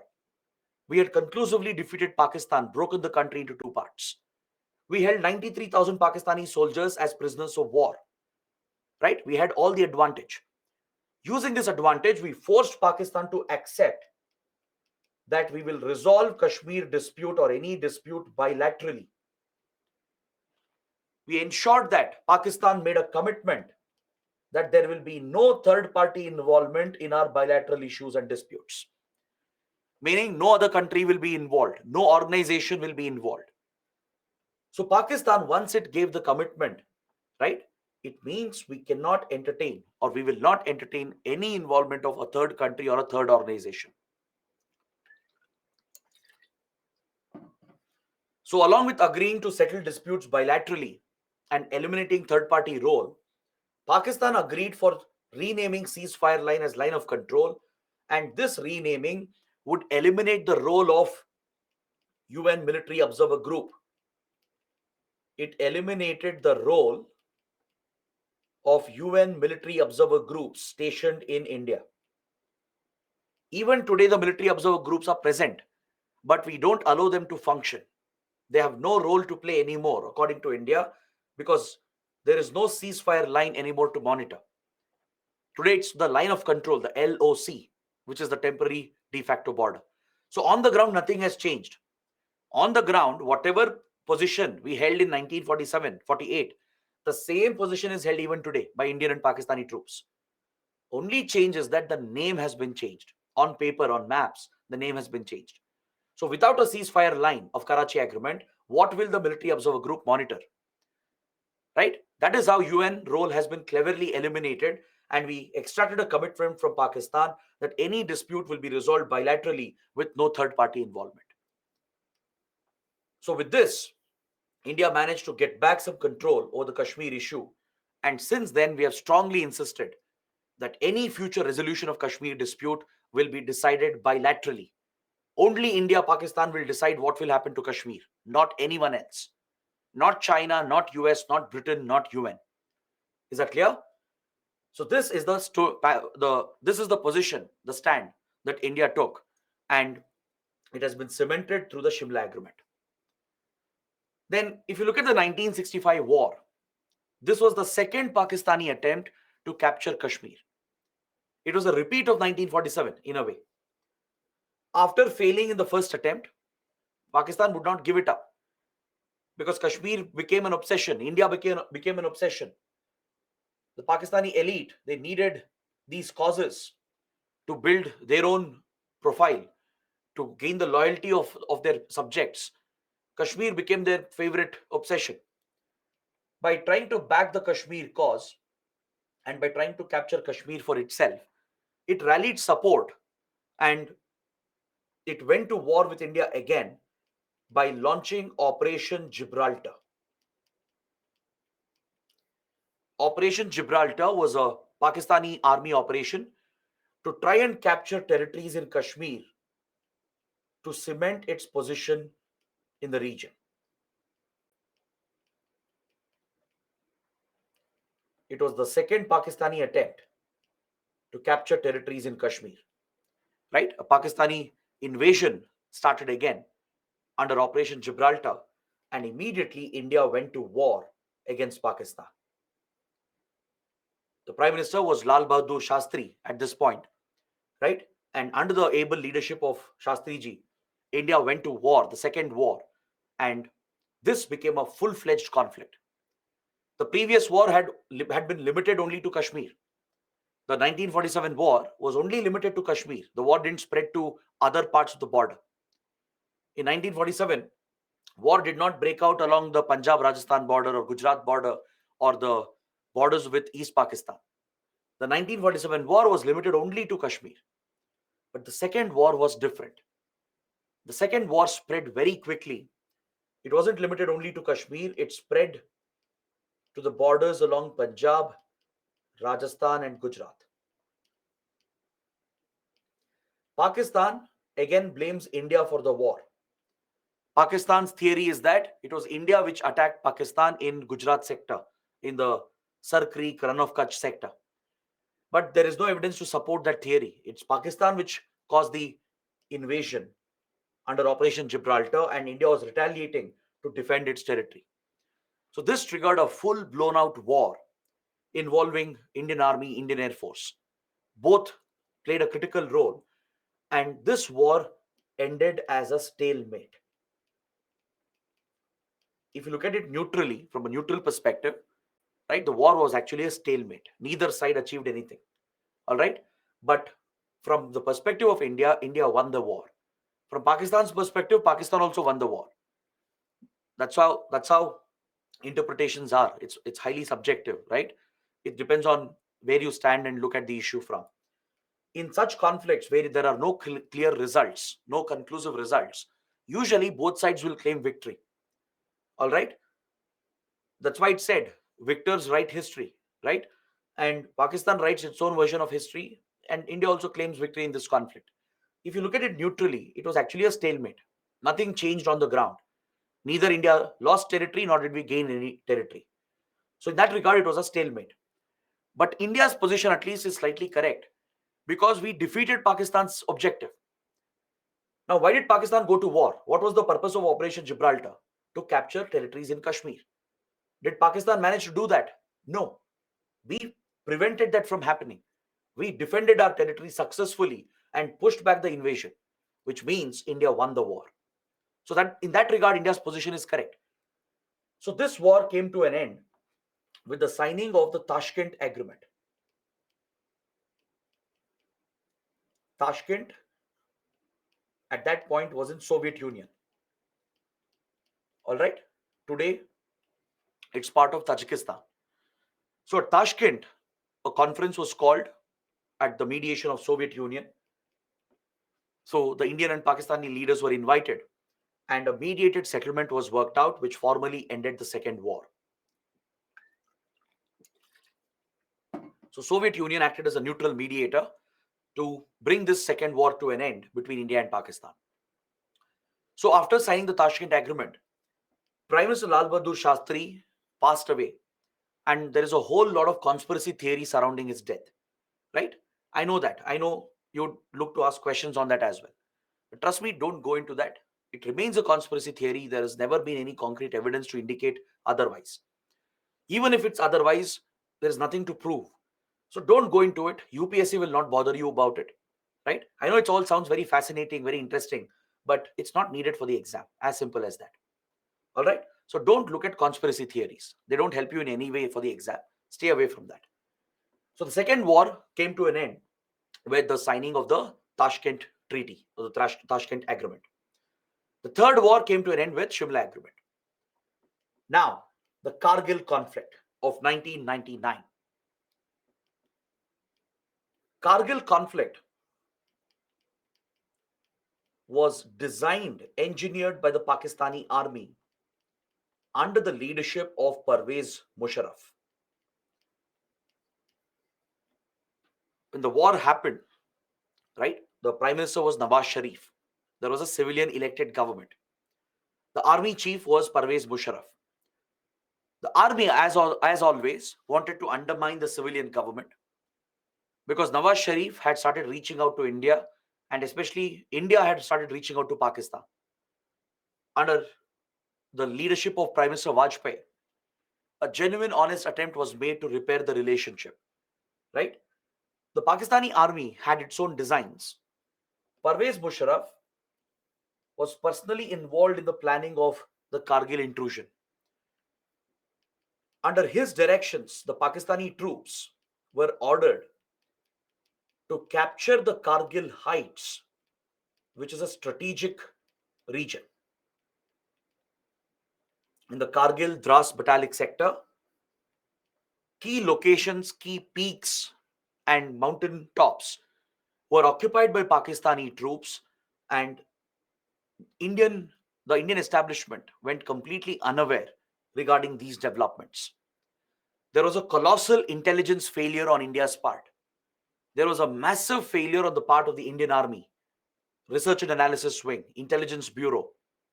Our intelligence agencies and armed forces, the Indian Army, they have failed colossally in detecting the Pakistani presence. This should have been detected.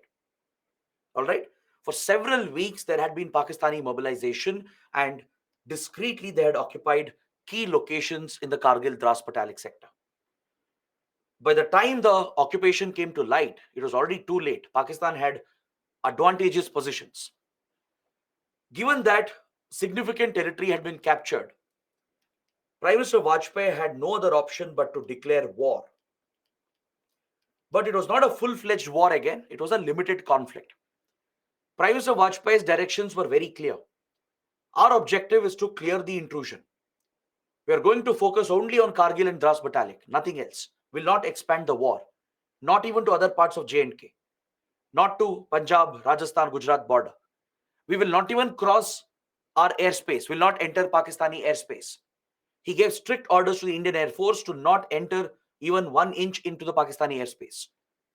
The goal was to remove the intruders from these occupied areas and take back Indian territory. This triggered the Kargil conflict, right? India eventually succeeded in throwing out the Pakistani intruders with a successful operation led by the Indian Army and the Indian Air Force. For Indian Army, it was a very challenging task because the Pakistani troops, they held advantageous positions at the top. So for Indian troops to move up the mountains and fight this mountainous battle was a very, very challenging battle for the Indian troops. So that's the reason why we suffered significant losses.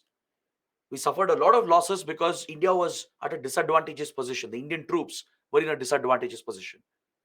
But this is where Indian Air Force compensated for it. It managed to deliver precision bombs thanks to Israel, which delivered laser guided bombs and other precision targeted bombs. The Indian Air Force precisely bombed these positions held by Pakistani invaders and cleared these areas, and we retook all the occupied areas in Kargil, Dras, and Batalik. India won the war conclusively, and it was a defeat for Pakistan. All right. Following this, eventually, Nawaz Sharif himself was thrown out, and Pervez Musharraf carried out a military coup. He captured power and became a dictator. He emerged as the president of Pakistan through a military coup by throwing out Nawaz Sharif from power. The 1990s was a very tense period between India and Pakistan. Honestly, the Vajpayee administration has dealt with very challenging circumstances. One of the biggest challenges was, of course, the testing of nuclear weapons. India carried out the Pokhran tests.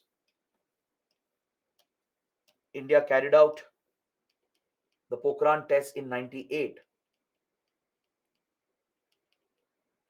which established India as a nuclear power.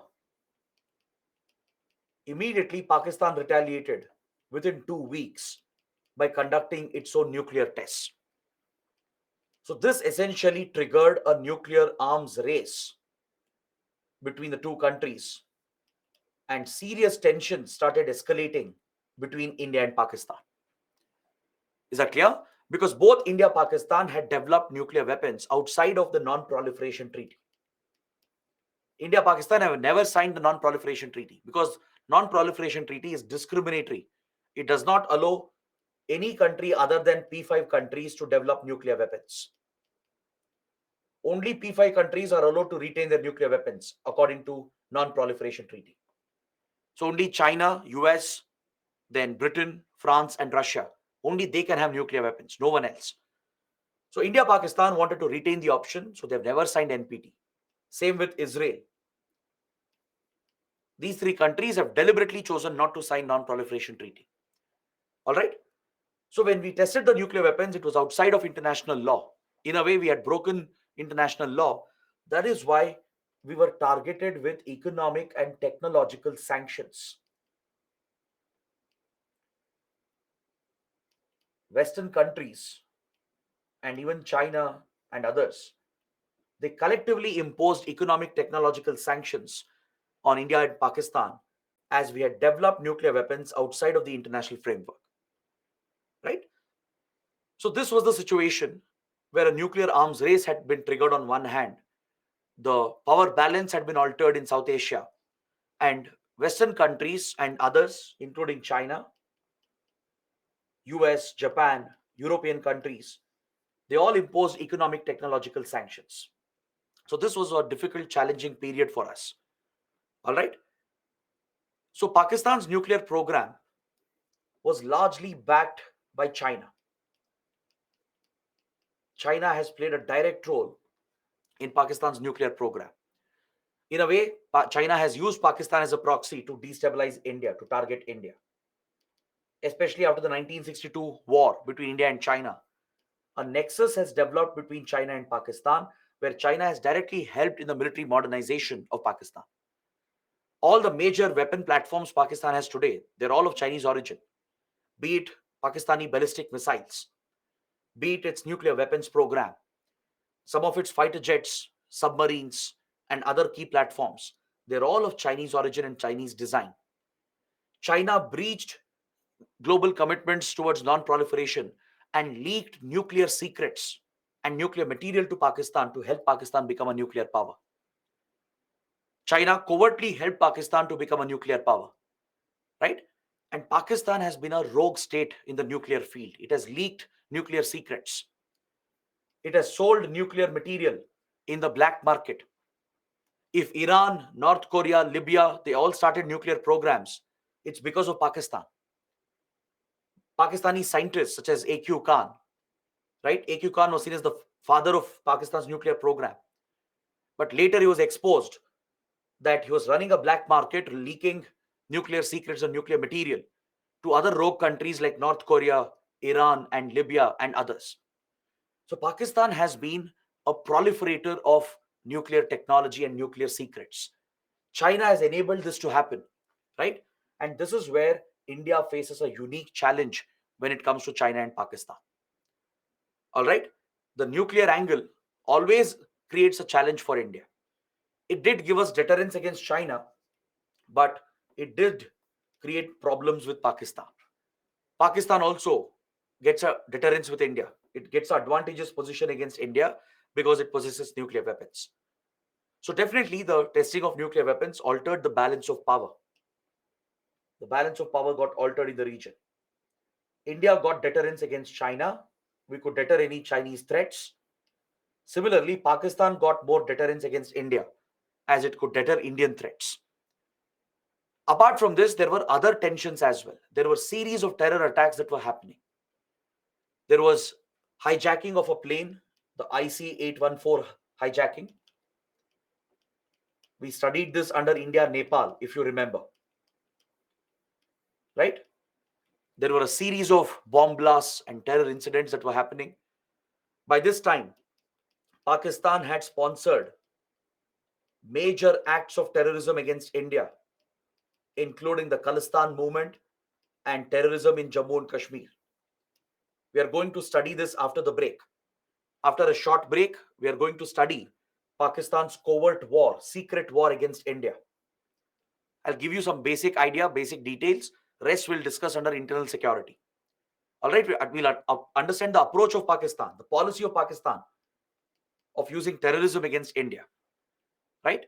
So through the 1990s and early 2000s, it was a very challenging phase for India, where Pakistan kept posing multiple challenges on the nuclear front with regard to terrorism. Right? It posed multiple challenges for India, and it was a very difficult period for India's ties with Pakistan. So going forward, we will study the Siachen and Sir Creek dispute. We will take this up after the break. We'll complete these small topics, understand Pakistan's policy of terrorism against India, and then look at the present state of relations. These are the few topics we are left with. So let's pick it up after the break and we can close the chapter for today. All right? So let's take a 15 minutes break. Let's come back at 8 a.m. Let's come back at 8 a.m. and resume the session.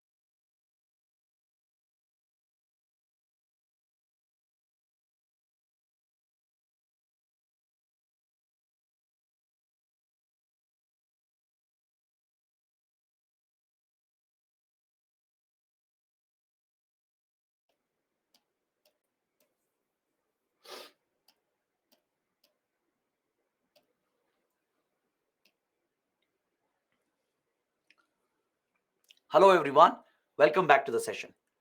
Now let's take up the next topic, which is the Siachen dispute. We will discuss the two other minor disputes that we have, Siachen and Sir Creek. The Siachen region is considered as the world's highest battlefield. It's also the world's most expensive battlefield. The Siachen Glacier is a strategic region which is located between India, Pakistan occupied Kashmir, and China. This triangular region that you see here in the map to the north of Kashmir, this is where you find the Siachen Glacier. You can also see the Nubra and Shok River that originate from here, right? Now, this location that you are seeing here is a vital location, a strategic location, because to the to the west of Siachen, you have POK, the Pakistan occupied territories. You can see the Baltoro Glacier. This here would be Gilgit-Baltistan. You can also see the Saltoro Ridge that marks a vital position where Indian and Pakistani troops hold a presence on both the sides. You also see the temporary border, the de facto border here, the line of control, right? This is where the line of control comes to an end. The northernmost point of LOC is called point NJ9842. All right, please mark this location. Point NJ9842 marks the northernmost point of the line of control. This is where the temporary border ends. Beyond this, the boundaries have not been demarcated. There is no clarity on how the boundaries will be settled in this border. So the Siachen region, which has been of great strategic significance, has been eyed by both India and Pakistan.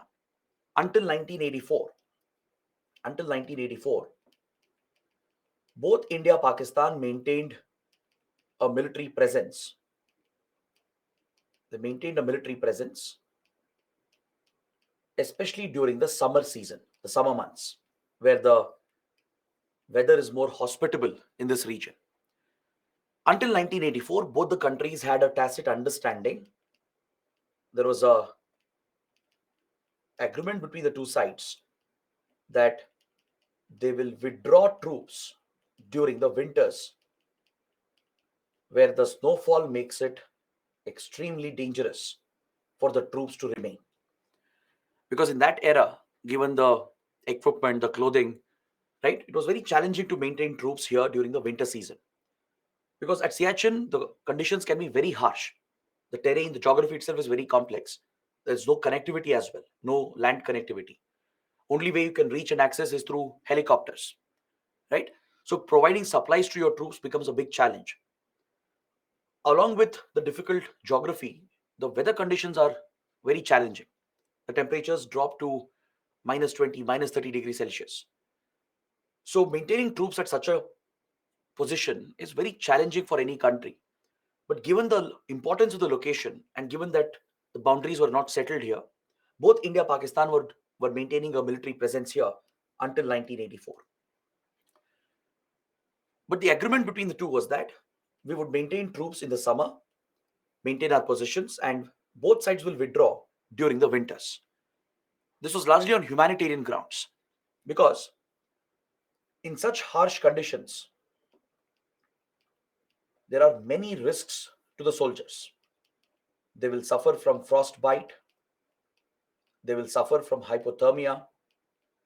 Many soldiers have been killed on both sides because of hypothermia, where your core body temperature plummets, causing the death of the person.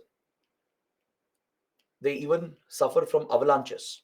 Avalanches are very common in this region, and both sides have lost considerable amount of soldiers due to these natural incidents.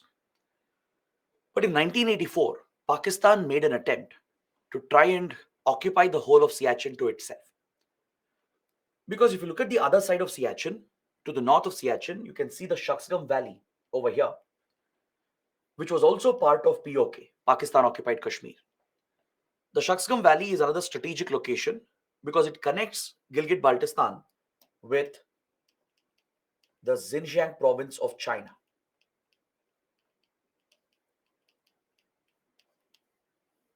Is that clear? The Saksham Valley provides a direct link here from Gilgit-Baltistan towards Xinjiang. So after the 1962 war with China, Pakistan started getting closer to each other. They formed a strategic nexus against India.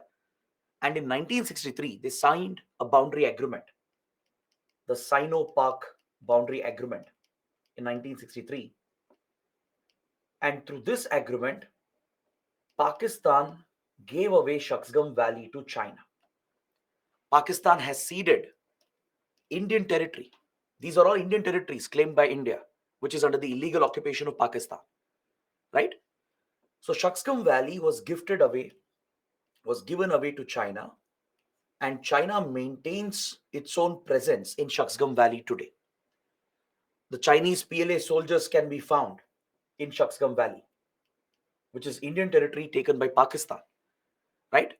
China has built many key projects via the Shaksgam Valley. It has built roads and railway lines to further improve connectivity with Pakistan.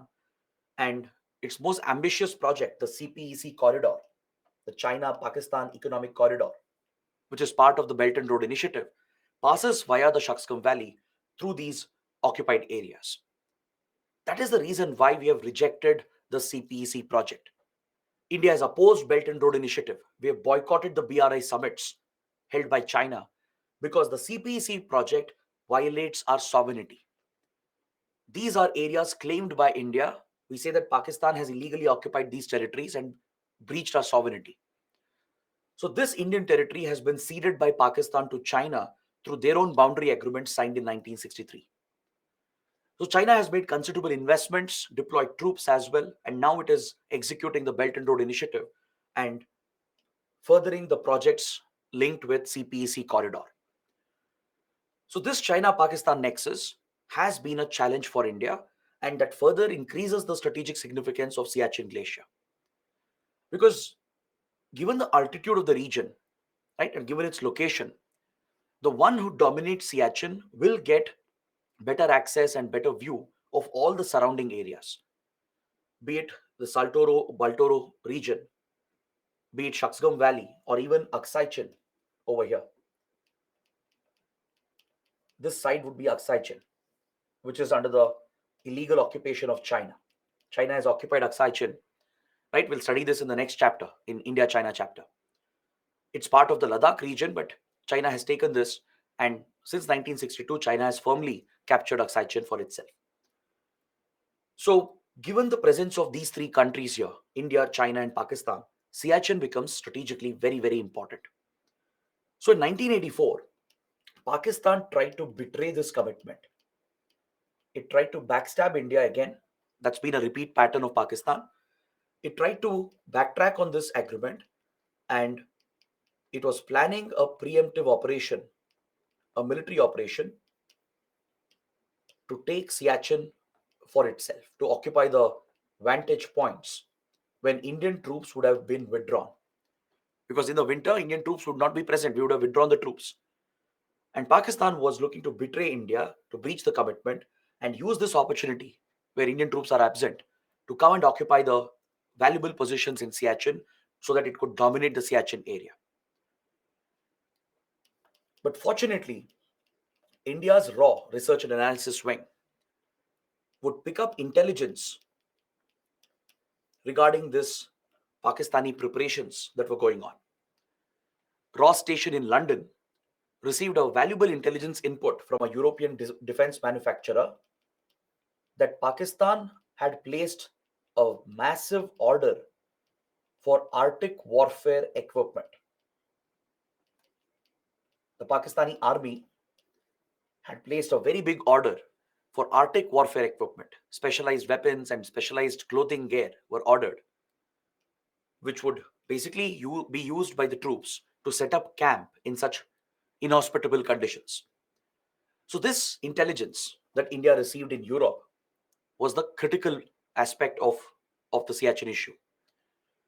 Once RAW received this input, the Indian strategic establishment started analyzing the intelligence.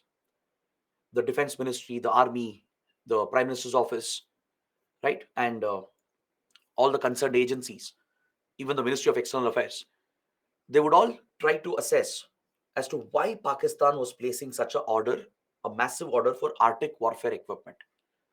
The only conclusion was that Pakistan might try to capture Siachen for itself. It might be using the equipment to plan this preemptive operation and capture the Siachen heights when Indian troops are not present at Siachen. So, based on this assessment, it was clear that if India did not act, Pakistan would gain an upper hand. Because once a country captures Siachen and dominates the region, it would be impossible for the other country to take it back. Given the harsh geography and the climate here, it becomes very, very challenging to fight a battle here and take back Siachen.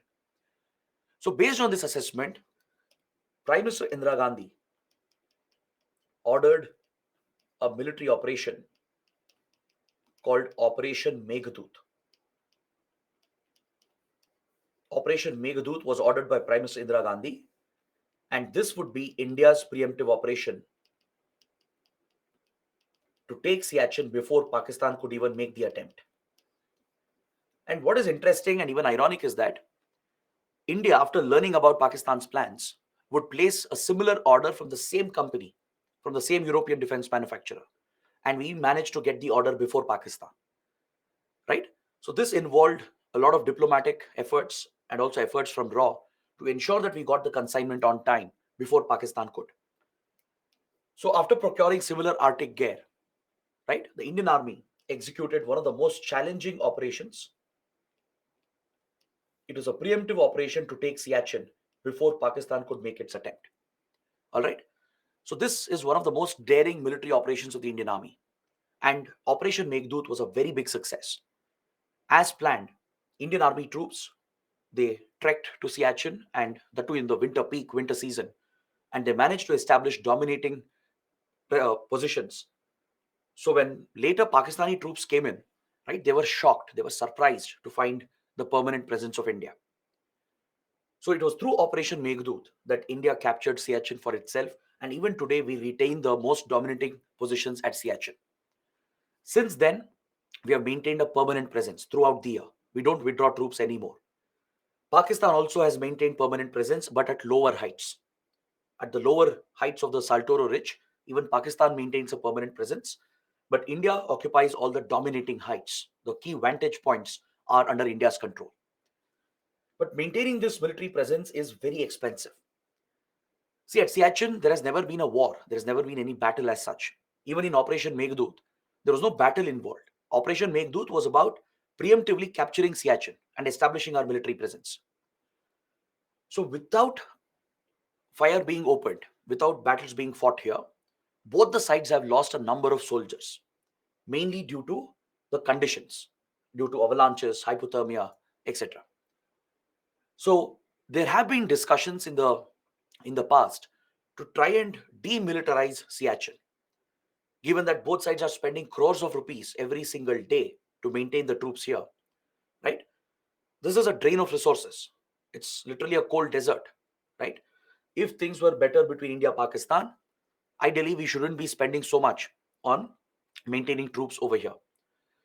Also, the human cost is very high. Both sides have lost several soldiers. India has lost hundreds of soldiers here, even Pakistan, right?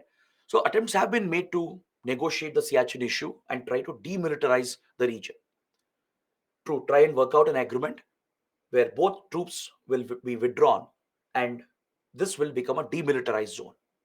Like there is a demilitarized zone between North Korea and South Korea, something like that. But these discussions have never gone forward because India is very clear that we can't trust Pakistan on this. The Defense Ministry, the Indian Army, they strongly oppose any demilitarization. And across the Indian government, there is an agreement. Everyone agrees that Pakistan cannot be trusted on this. Tomorrow, even if you sign an agreement to demilitarize Siachen and achieve a resolution of the dispute, right? You can't trust Pakistan to uphold it because Pakistan has a history of backstabbing India and betraying India on its commitments. It has made hundreds of promises and every time it has broken each and every promise. So tomorrow, if we were to demilitarize Siachen and later Pakistan were to capture Siachen for itself, then it would become near impossible for Indian Army to take Siachen back. Given the complex geography and the difficulties involved, it would become very challenging to take Siachen back. So as a result, the Indian government has dropped any discussion on demilitarization of Siachen. The idea was considered around 20 years ago. Some discussions happened as well. But in the last 15 to 18 years, India is very clear that we are not going to give up Siachen. We are not going to demilitarize Siachen. Understood? So this remains a standing dispute. It's a disputed area, but it remains under Indian control. Completely, almost completely under Indian control. So the line of control ends here at the tip of Siachen at point NJ9842. The line of control ends. After that, there are no demarcated boundaries, and this whole triangular glacier area is under Indian control. So this is about the Siachen dispute. Next, what is the Sir Creek dispute?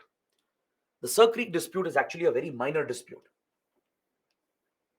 Strategic experts say that this is one of the low-hanging fruits in the relationship. It's believed that it's easier to work out a solution for this if Pakistan behaves like a mature country. It's easy to resolve the dispute and provide for betterment of relations because this is not a very complex issue. Whereas other issues like the Kashmir dispute, it's a very complicated issue. There may not be a solution for Kashmir issue in the immediate or in the short term, right? The Kashmir issue will remain as it is for many more years or many more decades as well. Given the state of relations between India and Pakistan, it's unlikely that we will find a solution for Kashmir dispute. But Sir Creek dispute is something that can be resolved very easily. With the right efforts, with some maturity from both sides, especially Pakistan, this issue can definitely be resolved. So let's see what is the Sir Creek dispute. Sir Creek is an estuary located here. It's in the Kutch region, the Kutch and the Sindh region. It's between the Kutch region of Gujarat. This is the Indian side, right? And this is the Pakistani side. This is the Sindh province. This is the state of Gujarat. And this is where the international border is present, the IB. So as you know, IB is a permanent border. It's a settled boundary. We have no disputes along the IB. But at the last tip, where IB is supposed to meet with Arabian Sea, where we are supposed to have the maritime boundaries, there is a standing dispute at this estuary called Sir Creek. This is part of the Indus Basin itself. All right, there are multiple streams that drain into Bay of Bengal, and Sir Creek marks the boundary between India and Pakistan. Now, the problem here is that Pakistan has an unreasonable position. See, this water channel, which you can see here in the map, this is the Sir Creek area. All right, this entire water channel is the Sir Creek estuary. Now, India's position is very simple and it's in line with international law. India wants a fair division of Sir Creek. We want established principles of UN Convention on Law of the Sea to be followed. And we want the Talweg doctrine or the Talweg principle recognized by UN clause to be implemented. So what is the Talweg principle? According to Talweg principle of drawing boundaries in the maritime domain, if there is a water body that marks the boundary between two countries, let's say this is country A, this is country B, and between the two countries there is a water body which is marking the boundary. In that case, according to Talweg principle, which is given recognition under the UN Convention on Law of the Sea, the border should pass in the middle of the navigation channel. The border should pass in the middle of the navigation channel, which means both the sides will get an equal share. Both the sides will get a fair share. It will not be unfair to either of the parties. This is what Talweg principle provides for. It is a recognized international principle. It has validity under UN Convention on Law of the Sea. In the maritime areas, when such water bodies are present along the boundary, Talweg principle is applied by countries. All right. The boundary will pass in between the navigation channel, so both sides will get an equal share. So this is what India is asking for. India is not greedy. We are not expansionist power, right? We are asking for what is fair, what is recognized under international law. So that is the claim of India. You can see the claim line of India over here, the orange line. This is the claim of India. Can you observe the orange dotted line that's passing in between? This is the claim line of India. We are not asking for Pakistani territory. We're just asking for a fair settlement so that it's fair to both India and Pakistan. But Pakistan dismisses this. Pakistan has a counterclaim.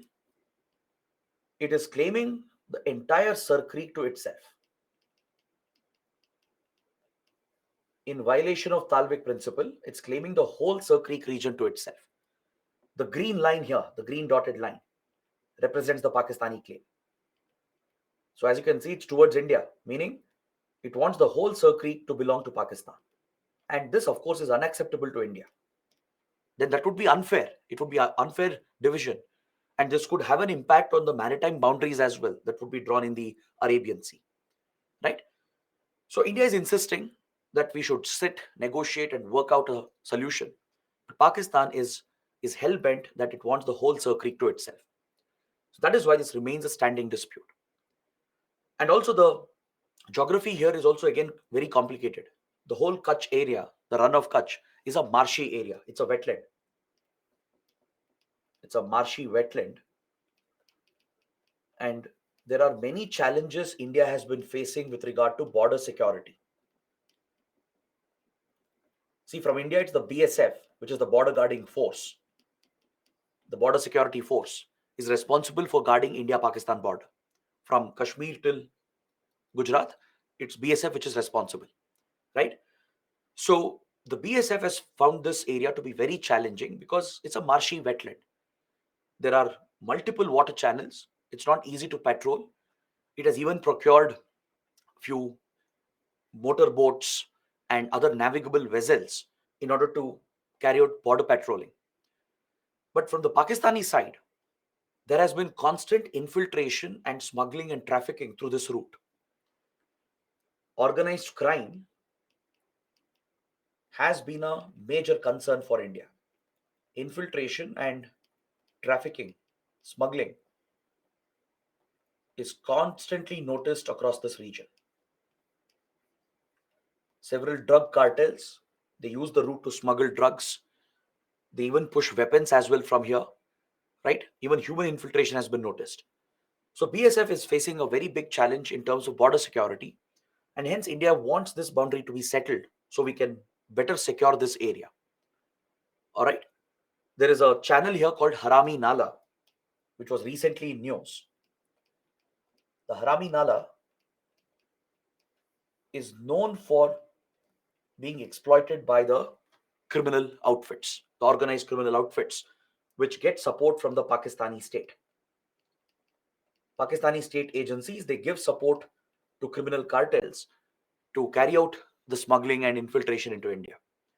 Right? Recently, Home Minister Amit Shah visited Harami Nala with BSF officials, and we have set up some infrastructure here to strengthen our border security. But this area remains contested, and as I told you, the solution is available. Pakistan has to agree to the Talvik principle. It's established principle under international law, right? So that's why experts say that it's one of the low-hanging fruits. If Pakistan shows some mature behavior, we can easily work out a solution and extend the international border and settle the dispute forever. But it remains a standing issue as Pakistan has shown no interest in working out a settlement. So both Siachen and Sir Creek are also very important topics, right? You might get a 10-mark question. UPSC might ask you to talk specifically about Siachen and Sir Creek. Got it? So let's move on to the next topic and understand Pakistan's policy of terrorism against India.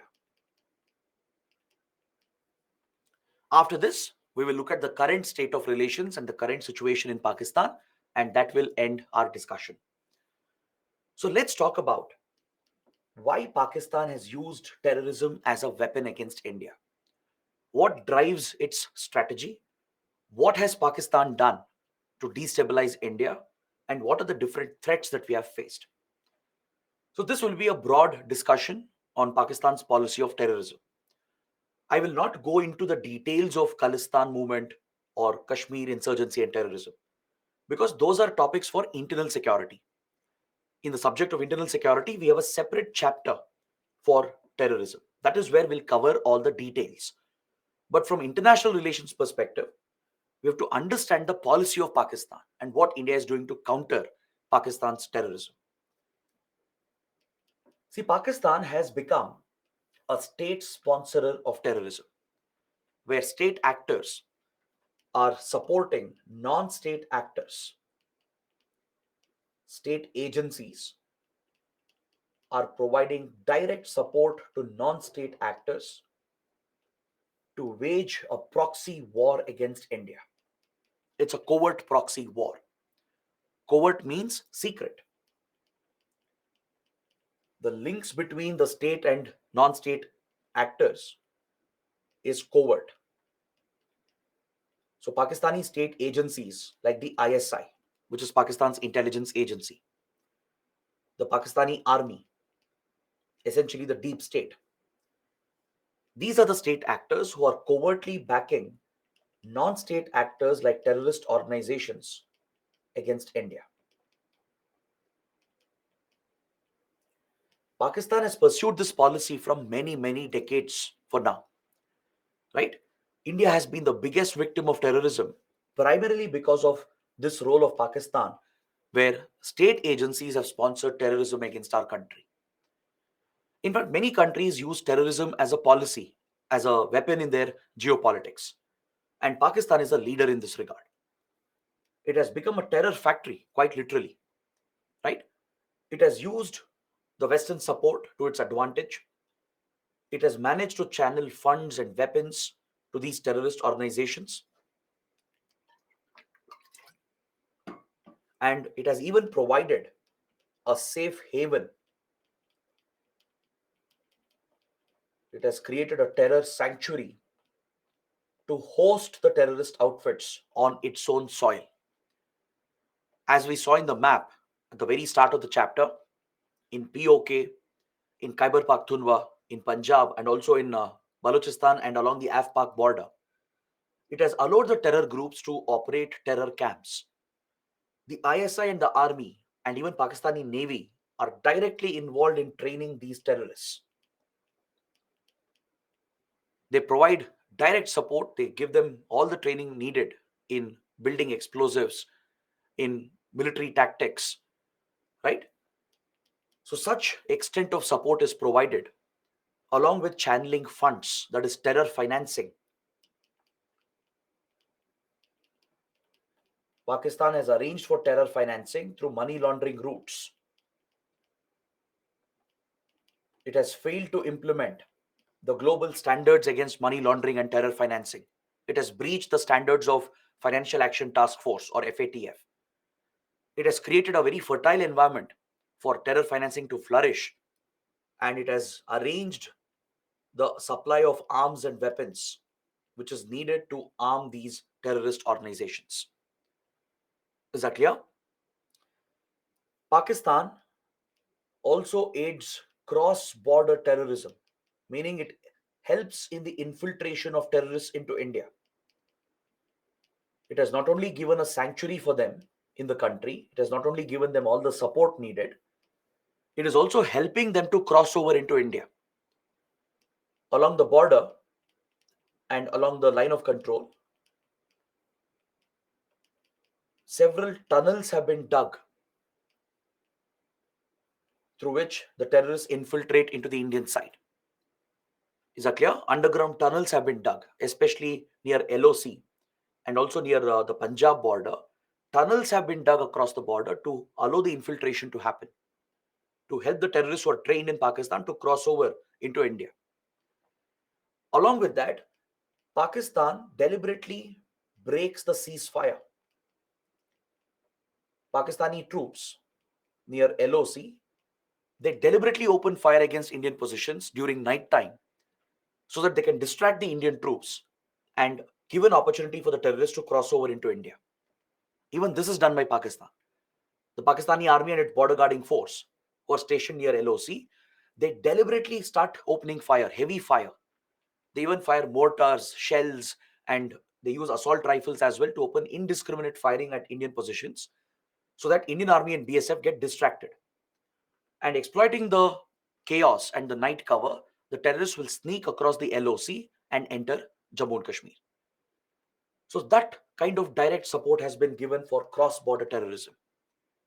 Pakistan has used many other countries as well to launch attacks against India. It has used Nepal, Bangladesh, West Asian countries. It has tried using Sri Lanka and Maldives as well to create a base for many terrorist outfits. So, what explains this kind of obsession with terrorism? Why does Pakistan go to this extent of using terrorism against India? The answer lies in the initial enmity that started following partition and the Kashmir dispute that broke out. But along with this, there is another major factor that drives Pakistan's behavior. Along with this initial enmity related to Kashmir dispute, the 1971 defeat is what triggered Pakistan. As Pakistan lost more than half its territory due to India's intervention, and Bangladesh was born as an independent country, since then Pakistan has sworn revenge against India. It has sworn to retaliate against India for breaking Pakistan into two parts. And in the last 50 years, this is the strategy it has been pursuing. To target India and break India, it has relied on the covert proxy option because it realized that covert proxy wars are advantageous. It's much better than your regular conventional wars. Because see, by 1971, Pakistan had fought three wars with India, right? 1947, 1965, and 1971. All three were conventional wars fought using your conventional armed forces. Pakistan realized that it lost all the conventional wars and it understood that India had a superiority. India had an edge in any conventional conflict. Given that India has a larger armed force, better equipped, better trained armed forces, in any conventional conflict, India is likely to defeat Pakistan, right? India is likely to come on top of Pakistan. And also Pakistan realized that conventional wars are expensive. You need to maintain very large armed forces, procure a lot of equipment, which will cost you billions and billions of dollars, right? You need missiles, you need battle tanks, artillery guns, naval ships and submarines, fighter jets, aircrafts. They all cost a lot of money. And you need to bear the human cost of war. In a conventional war, thousands and lakhs could get killed. See what's happening in Russia, Ukraine. See what's happening with Israel and Hamas. In a conventional war where conventional weapons are used, large heavy weapons are used, the casualty rate, the death rate will be very, very high. You are going to lose thousands of your soldiers, lakhs of your civilians. So you have to be ready to pay the human cost. So that is why conventional wars are not very attractive. You can't sustain. You cannot prolong and sustain such conflicts, which means you may not achieve your desired objective. So instead, Pakistan realized the advantage of covert proxy war. All right? Its involvement in Afghanistan, starting from 1979, taught Pakistan a very valuable lesson. In 1979, Soviet troops had invaded Afghanistan, they occupied Afghanistan during the Cold War period. Because Soviet Union, which was a neighbor of Afghanistan, feared the rising American influence. So to counter the American influence, Soviet Union invaded the country, very similar to how it has invaded Ukraine, and they occupied Afghanistan. The US used this as an opportunity to target the Soviet troops, and the US launched a covert war against the Soviet occupation. The CIA, the Central Intelligence Agency of the US, worked with Pakistan's ISI, along with Saudi Arabia and European countries, to fund and train the Afghan Mujahideen. The Afghan Mujahideen was raised as a resistance against Soviet troops. Is that clear? The Afghan Mujahideen, which comprised of Pashtun community members from Afghanistan and Pakistan, they were radicalized and trained, given funds, weapons, and training to launch an insurgent war against the Soviet troops which were occupying Afghanistan. These Mujahideen fighters, who were trained largely by the ISI with CIA's help, they were very effective in weakening Soviet troops, and eventually they pushed out the Soviet troops. Now, this was a valuable lesson for Pakistan and a great opportunity for Pakistan. It was waiting for such opportunities against India, where it could launch a major covert war against India to exploit our internal divisions. Right? So, as Pakistan became more prominent for US, the US relied entirely on Pakistan to train the Afghan Mujahideen. Right? Even before that, Pakistan had become their ally, close strategic military ally. So the Americans, even the Saudis and the Europeans, they wouldn't care what Pakistan would do with all the money and the weapons. So Pakistan conveniently diverted a part of these funds and weapons meant for Afghan Mujahideen and diverted them towards anti-India terrorist outfits. By 1970s, 1980s, many divisions had come up in India and new conflict zones were opening up, particularly in Punjab with the rise of the Khalistan movement. Then later, in 1987, separatist movement broke out in Kashmir. Multiple insurgent terrorist outfits were formed in Jammu and Kashmir as well.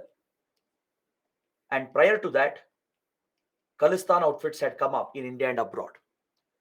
Right? So Pakistan sensed a great opportunity here. When Khalistan movement was rising in 1970s, when it was still in its initial stages, Pakistan capitalized on the opportunity and started directly backing the Khalistan movement. It supplied drugs, provided funds and weapons and training, and even sheltered the Khalistani terrorists in Pakistan. It used the same Afghan infrastructure created along the Af-Pak border to train Afghan Mujahideen. The same facilities were used to train Khalistan terrorists. Is that clear? They were sheltered in Pakistan by the ISI, and direct support was given where Afghan drugs were pumped into Punjab from across the border. The funds and weapons meant for the Mujahideen being sent by Western countries, part of it was diverted by the ISI to fund the rise of the Khalistan movement. So that is why the Khalistan movement quickly escalated from 1980 onwards. It's not a coincidence. The Afghan war began in 1979, 1980, and we parallelly saw the rise of Khalistan movement. Right? They are not parallel events or independent events. They are interlinked events. Pakistan is the connection. Pakistan was the one which connected the Mujahideen war with the Khalistan movement. Later, an opportunity came up in Kashmir in 1987, and Pakistan capitalized on it to promote anti-India insurgent terrorist organizations and gave complete support to the Kashmir outfits as well. Is that clear? So it has played a direct role in destabilizing the entire region. In Afghanistan, Pakistan not only raised the Mujahideen, it even used the Mujahideen fighters in Kashmir later in 1990s. Because by 1989, Soviet troops had retreated. Soviet Union had been defeated. Now the Mujahideen fighters were free. Pakistan diverted these Afghan and Pakistani terrorists into Kashmir to fight in Kashmir. It played a direct role in the creation and rise of Taliban, the Afghan Taliban. It worked closely with Al-Qaeda, which was sheltered by Taliban. It nurtured the Haqqani network, which is one of the branches of the Taliban, which has carried out many attacks against Indian interests in Afghanistan. So like this, Pakistan has become the incubator of terror groups. Is that clear? If venture capitalists, if they incubate startups and support new industries, Pakistan has been the incubator of terrorism. It has created a terror factory, nothing short of a terror factory. Is that clear? It has created all the facilities. The camps are available, weapons are available, funds are available, right? Training support is available. And Pakistan does not act against them. So this infrastructure which Pakistan has created is primarily meant to be used against India. It has enabled the creation of multiple anti-India terror groups. There are several Kashmir-centric outfits that Pakistan has raised. For example, Lashkar-e-Toiba, Hizbul Mujahideen, Jaish-e-Mohammed, Al-Badr, and few Kashmir-centric separatist groups, local separatist groups like JKLF, Jammu Kashmir Liberation Front. They've all got direct support from Pakistan. Khalistani outfits such as Babar Khalsa International, Khalistan Commando Force, Khalistan Tiger Force, Khalistan Zindabad Force, and of late, groups like International Sikh Youth Federation, the Sikhs for Justice, which is a new outfit based out of US and Canada. All these outfits are backed by Pakistan's ISI. Is that clear? And Pakistan doesn't stop here. It has even had previous connections with Northeast insurgents. I'll give you one example. In 1960s, when Mizo insurgency started against India, which was led by the Mizo National Front, the MNF, the Mizo insurgents were backed by Pakistan through East Pakistan. That is before Bangladesh was created. When East Pakistan existed, it gave direct shelter to Mizo National Front. The top leaders of MNF were sheltered in East Pakistan. They were given funds and weapons as well to wage this insurgent war against India. Is that clear? Later in Bangladesh, when hostile governments came up, as we have studied in the previous chapter, several Northeast insurgent outfits like NSCN, Ulfa, Bodo outfits like NDFB, they've all been sheltered in Bangladesh, and Pakistan has played a role in this. It has even tried building contacts with Naxals. Indian intelligence agencies, they have evidence to link Pakistan's ISI with the Naxal outfits. Some limited connection has existed between them. Pakistan has tried to contact Naxals, give them some kind of support. Even though external support is limited for Naxalism, some contact has existed in the past. So Pakistan does not give up any opportunity to destabilize India. Its goal is to bleed India through 1,000 cuts. This was the strategy that Pakistan adopted. This has been Pakistan's military doctrine against India. Covert proxy wars, as I was explaining, covert proxy wars are very cheap and the cost involved is less. It is cheaper to fund and the human cost is less for Pakistan. That is why it relies on the covert proxy option. It can always conceal its involvement. It can deny responsibility. Even if India blames Pakistan and brings some evidence to connect the ISI and the Pakistani army with these terrorist outfits, it can always deny responsibility by claiming plausible deniability. Plausibly, it can deny its involvement. It can always say that Pakistani government did not support these terrorists. Pakistani government did not order these attacks. There are rogue elements in our country. We ourselves are a victim of terrorism. Some of the rogue extremists are supporting them. Right? Such excuses can always be given by Pakistan. Excuse after excuse can be given to justify in front of the international community. Right? This is an advantage that comes from covert proxy war. And Pakistan has relied on this to bleed India through 1,000 cuts. Instead of delivering one cut through conventional war, where Pakistan might be defeated, it's better to deliver 1,000 cuts to India by exploiting our internal divides.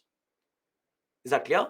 So Pakistan has been at the forefront of destabilizing India, sabotaging India internally by exploiting every single opportunity it has got. So in internal security, you'll study more about this. You'll understand the kind of backing it has given to Khalistan groups, the support it has given to Kashmir-centric outfits, the support it has given to other groups such as Indian Mujahideen. how it has used Haqqani network to target India in Afghanistan, how it has used Taliban and Al Qaeda to create support base for anti-India terror groups along the Afghanistan-Pakistan border, right? So all these details we'll discuss more about it under internal security. But from IR perspective, just understand why Pakistan follows this policy of terrorism. What does it gain? What threat does it pose to India? We have seen many major attacks, starting from the 93 bomb blasts, the Bombay blasts, the 26/11 Mumbai attacks, the parliament attacks, and the numerous other incidents that have happened across Indian cities. It has basically spread urban terrorism against India, right? So this is what we see from Pakistan, and it continues this policy even today.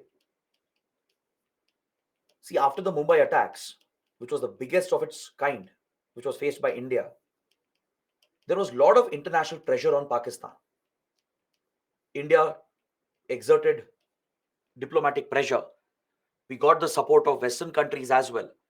And this international pressure has pushed Pakistan to stay away from attacking Indian cities and Indian civilian population. That's why you notice that after 2008, it has not used Lashkar-e-Toiba for a major attack against India, because it was Lashkar-e-Toiba which carried out the Mumbai attacks, the 26/11 Mumbai attacks. There is tremendous international pressure on Pakistan to not attack Indian cities and India's civilian population. So it has adopted a new strategy since then, a new tactic. It has tried using only Jaish-e-Mohammed to attack military sites, military installations. I'll mention these attacks later. We'll look at the recent attacks which have happened, how it has used Jaish-e-Mohammed for repeated attacks on military bases of India. Instead of choosing civilian targets and cities, it is using Jaish-e-Mohammed to target military sites. Because then the same international support will not exist, right? There is a difference in attacking a civilian target and a military target. So Pakistan has exploited this opportunity and it's using a new strategy against India, where it's primarily focusing on military sites that too near the border and near Kashmir. Apart from that, it's trying to revive the Khalistan movement. We have seen recent attempts to revive the dormant Khalistan movement, and this is going on since 2010. It's not a new phenomenon. You might be reading about it in newspapers today in the last few months, right? The revival of Khalistan movement. But this is going on from 13 years. We have noticed these developments from 2010. So these new strategies are being adopted. So what you can learn here is that Pakistan keeps adapting. No matter what happens, it will come out with new strategies, new tactics to keep targeting India. It means it will not give up its policy of terrorism so easily. All right. So this remains a big challenge for India. Subsequent governments have always faced this biggest challenge with Pakistan. All right. Now, how do you talk to such a country? How do you negotiate with them? How do you have relations with them when constantly they're sponsoring terrorism against us? Right. This has been India's position since the days of Vajpayee and later Manmohan Singh and even now Modi. We have made it clear that talks and terror cannot go hand in hand. You can't expect to talk to you and have friendly relations with you when you're constantly sponsoring terrorism against us. That's why India has suspended the talks. As of now, we don't have even a basic relationship. Formal diplomatic ties exist, but we don't have a decent relationship. We don't have any negotiations going on. There's hardly any cooperation because constantly there is terrorism sponsored against India. And every time there is a big attack, we put talks on hold. We suspend all the talks, saying that talks and terrorism cannot go hand in hand. All right. So I think this gives you a fair idea as to how Pakistan behaves, how it targets India, how it tries to destabilize India. Right. So in internal security, we'll study more about the response as well. How India is countering terrorism. How are we using our intelligence agencies, our security agencies to counter terrorism? We'll look at the laws we have. We'll discuss our global efforts through UN and FATF to punish Pakistan for sponsoring terrorism. right? We'll study all of that with great details under internal security. But from IR point of view, I think this should be enough to understand Pakistan's policy of terrorism. Now let's discuss one more topic. It's an old topic, but still it's relevant because it's frequently in news. The Indus Water Treaty of 1960. The Indus is a shared resource between India and Pakistan, right? The Indus drainage basin, the river basin, is the lifeline of millions of people, both on the Indian side and the Pakistani side. And you have 6 major rivers which are part of the Indus basin. You have the primary Indus River, Jhelum and Chenab. Then you have Ravi, Bias and Satluj. These are the 6 primary rivers of the Indus basin, right? Most of them originate in Tibet, in the Himalayan ranges. They flow through Ladakh, Jammu and Kashmir, Himachal Pradesh, Punjab and Haryana on the Indian side, and then drain into Pakistan. So India is the upper riparian. We are located in the upstream, whereas Pakistan is in the downstream. Pakistan becomes the lower riparian state. Eventually, these rivers drain into Arabian Sea. All right, they drain into the Arabian Sea. So Pakistan has a lot of dependency on some of these rivers for irrigation, for drinking water, and for other purposes. Same with India. We have a lot of dependency on some of these rivers for irrigation, hydropower generation, and for drinking purposes and other industrial consumption. So sharing these waters had been a source of dispute. Given that Kashmir dispute had erupted, we had already fought a war in 1947, right? Tensions were already there in India-Pakistan relations. So to ensure that water does not become a source of conflict, both the sides negotiated a treaty which was mediated by the World Bank. The World Bank acted as the mediator and worked out the Indus Water Treaty. According to the treaty, the Indus Basin is divided into western rivers and eastern rivers. The drainage basin has been divided. You have the western rivers and eastern rivers. Western rivers are Indus, Jhelum and Chenab. The eastern rivers includes Ravi, Bias and Satluj. All right.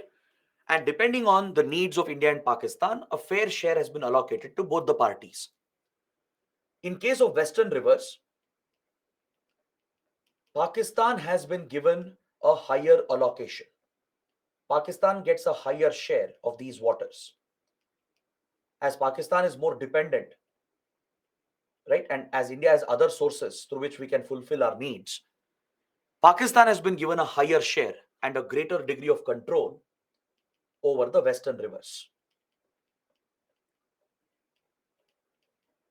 See, again, you need not go into the specifics. You need not learn how many cusecs have been assigned to Pakistan and India. When should we release the waters to Pakistan? Those are very technical details. That's not needed for the exam. Just know that Pakistan has a higher share, has a higher allocation and greater control over the western rivers, which means India has been given a limited share of western rivers. It's not that we can't use western rivers, we can, but there is a limited share. All right. Only a small part of it has been assigned to India. We can use it for some basic purposes. And the condition on India is that we cannot block or divert these 3 rivers. This cannot be done. It is explicitly prohibited. India is prohibited from diverting these 3 rivers or blocking them permanently, which means we can't build regular water storage dams. We can't divert the water entirely for irrigation. We can't divert that into canals. We can't do that. However, hydro projects are allowed. These are run-of-the-river projects or run-of-the-mill projects. All right, it means you stop the water for a short period to generate the hydropower potential, to use the water to turn the turbines, you generate electricity, and then you allow the water to flow. So just a hydro plant will not block the water or divert the water. So these are run-of-the-river or run-of-the-mill projects. So such projects are allowed for India. India can build hydro plants to generate electricity, ensure we are not diverting it or blocking it, and release the water back into Pakistan. So this will not only maintain ecological flow to maintain the ecological needs, it will also help in fisheries, in navigation, and provides enough water to Pakistan for irrigation, for drinking, and for all other purposes. So we have a limited share and limited control over these rivers. We can use it for some basic needs. Some small share is assigned for drinking and irrigation. Rest is for hydropower generation, and we cannot block or divert these three rivers. Got it? Now coming to eastern rivers, Ravi, Bias, and Satluj, they are the lifeline of Punjab, Haryana, Himachal Pradesh. We are heavily dependent on these waters for irrigation. Farmers in Punjab and Haryana, right?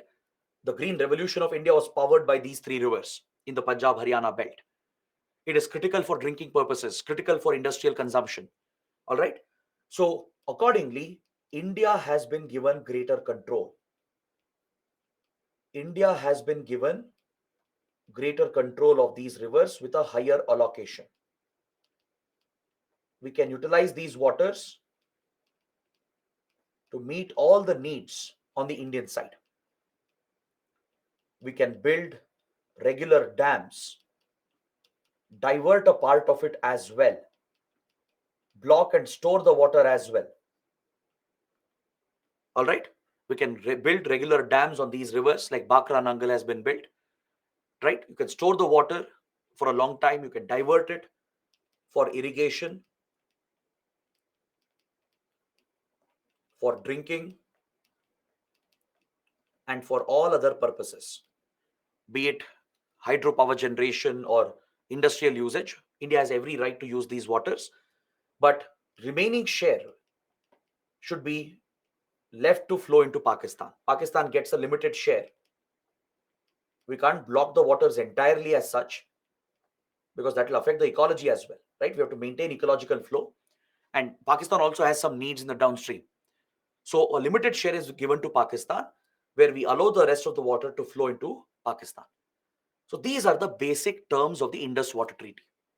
And India has strongly been committed to the Indus Water Treaty. India has a strong commitment. We have never breached these commitments. Is that clear? We have always maintained and upheld this international commitment. It's a global commitment we have made. It was mediated by the World Bank. And it's a very important bilateral treaty, right? So India has abided by the terms. Every year, the Indus Water Commissions, they meet. The commissioners, they meet every year to exchange data, to share information on how they are abiding by the treaty. They share the water data, they plan for flood management, because I hope you know the Indus is known for flooding. Just last year, Pakistan was devastated by the massive floods witnessed in the Indus basin, right? This year, even Ravi, Satluj also have flooded, causing massive floods in Punjab and Haryana. So to manage the flood waters, to deal with environmental issues, climate change, and let know each other that we are following the treaty, regular meetings are held between the Indus Water Commissioners. Permanent Indus Water Commissions are set up. There is an Indus Water Commission in India, Indus Water Commission in Pakistan. It will be headed by the Water Secretary from the Ministry of Water Resources. So they are the commissioners as well. They meet regularly every year. At the start of the year, they meet, exchange the data and the information to ensure that both are following the terms of the treaty. See, in India, there has been a call in the last few years to quit Indus Water Treaty as a retaliation for terror attacks. This suggestion has been provided both within the government and outside the government. This idea has existed from many years, from at least 20 years, especially after terrorism increased against India. Many experts, thinkers, and even within government circles, there has been a debate whether should we use Indus Water Treaty to punish Pakistan. The question is, should we weaponize Indus Water Treaty? Should we weaponize the treaty as we have the advantage, we are the upper riparian? Should we use this as a geopolitical tool to punish Pakistan for sponsoring terrorism against India?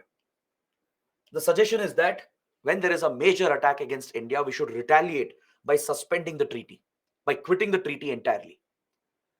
Recently, the issue came up again when the Pulwama attacks happened, right? There was a strong call within the government and even outside in the media and amongst think tanks and strategic experts that we should weaponize the treaty and quit the treaty so we can use this as a geopolitical tool against Pakistan. So sufficient debates have happened around this issue, but India has decided to not break the terms, to not break the commitment, right? This is not the decision of just one government. All the subsequent governments have taken the same call, and this is the right decision as well. See, it is very tempting to retaliate and seek revenge and punish after a terror attack, right? Because passions are very high, right? You are disturbed by the attack, by looking at the losses suffered. So you feel the urge for short-term retaliation, short-term pleasure. But in the long run, quitting the treaty will not work in India's favor. And that is a correct assessment that Indian governments have made. See, if we quit the treaty, first of all, you'll be breaking an international commitment, right? So this affects your global image. On one hand, we are saying we should follow rules-based order. We are telling China it's breaking international rules. It's not following international laws. On the other hand, if we quit the treaty and politicize this treaty, right, it harms our image, it harms our position, our standing on rules-based order systems, right? The world works on international rules, international laws. Responsible countries have to follow them, respect them, uphold them. If countries keep breaking these treaties and commitments, then it leads to the collapse of the rules-based order.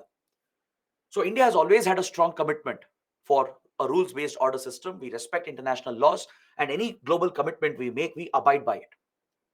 That's why India is seen as a trusted partner, reliable partner. Tomorrow, if we break the treaty, no one will trust India. They will always have a doubt that India might sign agreements today, later they'll quit, right? That sets a wrong precedent. Other than that, by weaponizing Indus waters, we will actually help Pakistan. We will help the deep state, the army and the ISI, to further their propaganda against India. They're already raising allegations that India carries out water terrorism. Lies are spread in Pakistan by terror leaders like Hafiz Saeed. Hafiz Saeed, the founder of Jamaat-ud-Dawa and Lashkar, he conducts public rallies. He addresses the farmers and illiterate people, right, who have no idea about geopolitics. And he tells them that India is using water as a terror tool. If floods happen in Pakistan or droughts happen in Pakistan, he blames it on India, saying India is doing it. These lies are already being spread. So if we were to actually quit the treaty, it will aid these terrorists, it will aid the ISI to further carry out propaganda against India and drive recruitment for their terror organizations. Because see, water is a question of humanity. Water is a question of human well-being. And it's easy to trigger emotions based on water. If two states of India can fight for water, imagine what will be the reaction if India quits and if there are floods and droughts in Pakistan, right? It becomes very easy to mobilize more support for terrorism against India based on India quitting the treaty. So in the long run, it doesn't really help us. So on all these grounds, subsequent governments have decided not to politicize the treaty and not to weaponize the treaty and use it for geopolitical reasons. So we remain committed to the treaty. But Pakistan, on the other hand, has created as many problems as possible. Even though we have followed all the terms, it has repeatedly filed cases against India. It has taken India to court at International Court of Justice and Permanent Court of Arbitration. At these global judicial platforms, it has filed many cases against Indian projects, such as the Kishan Ganga project, the Baglihar project. See, India has some major projects which we have pursued.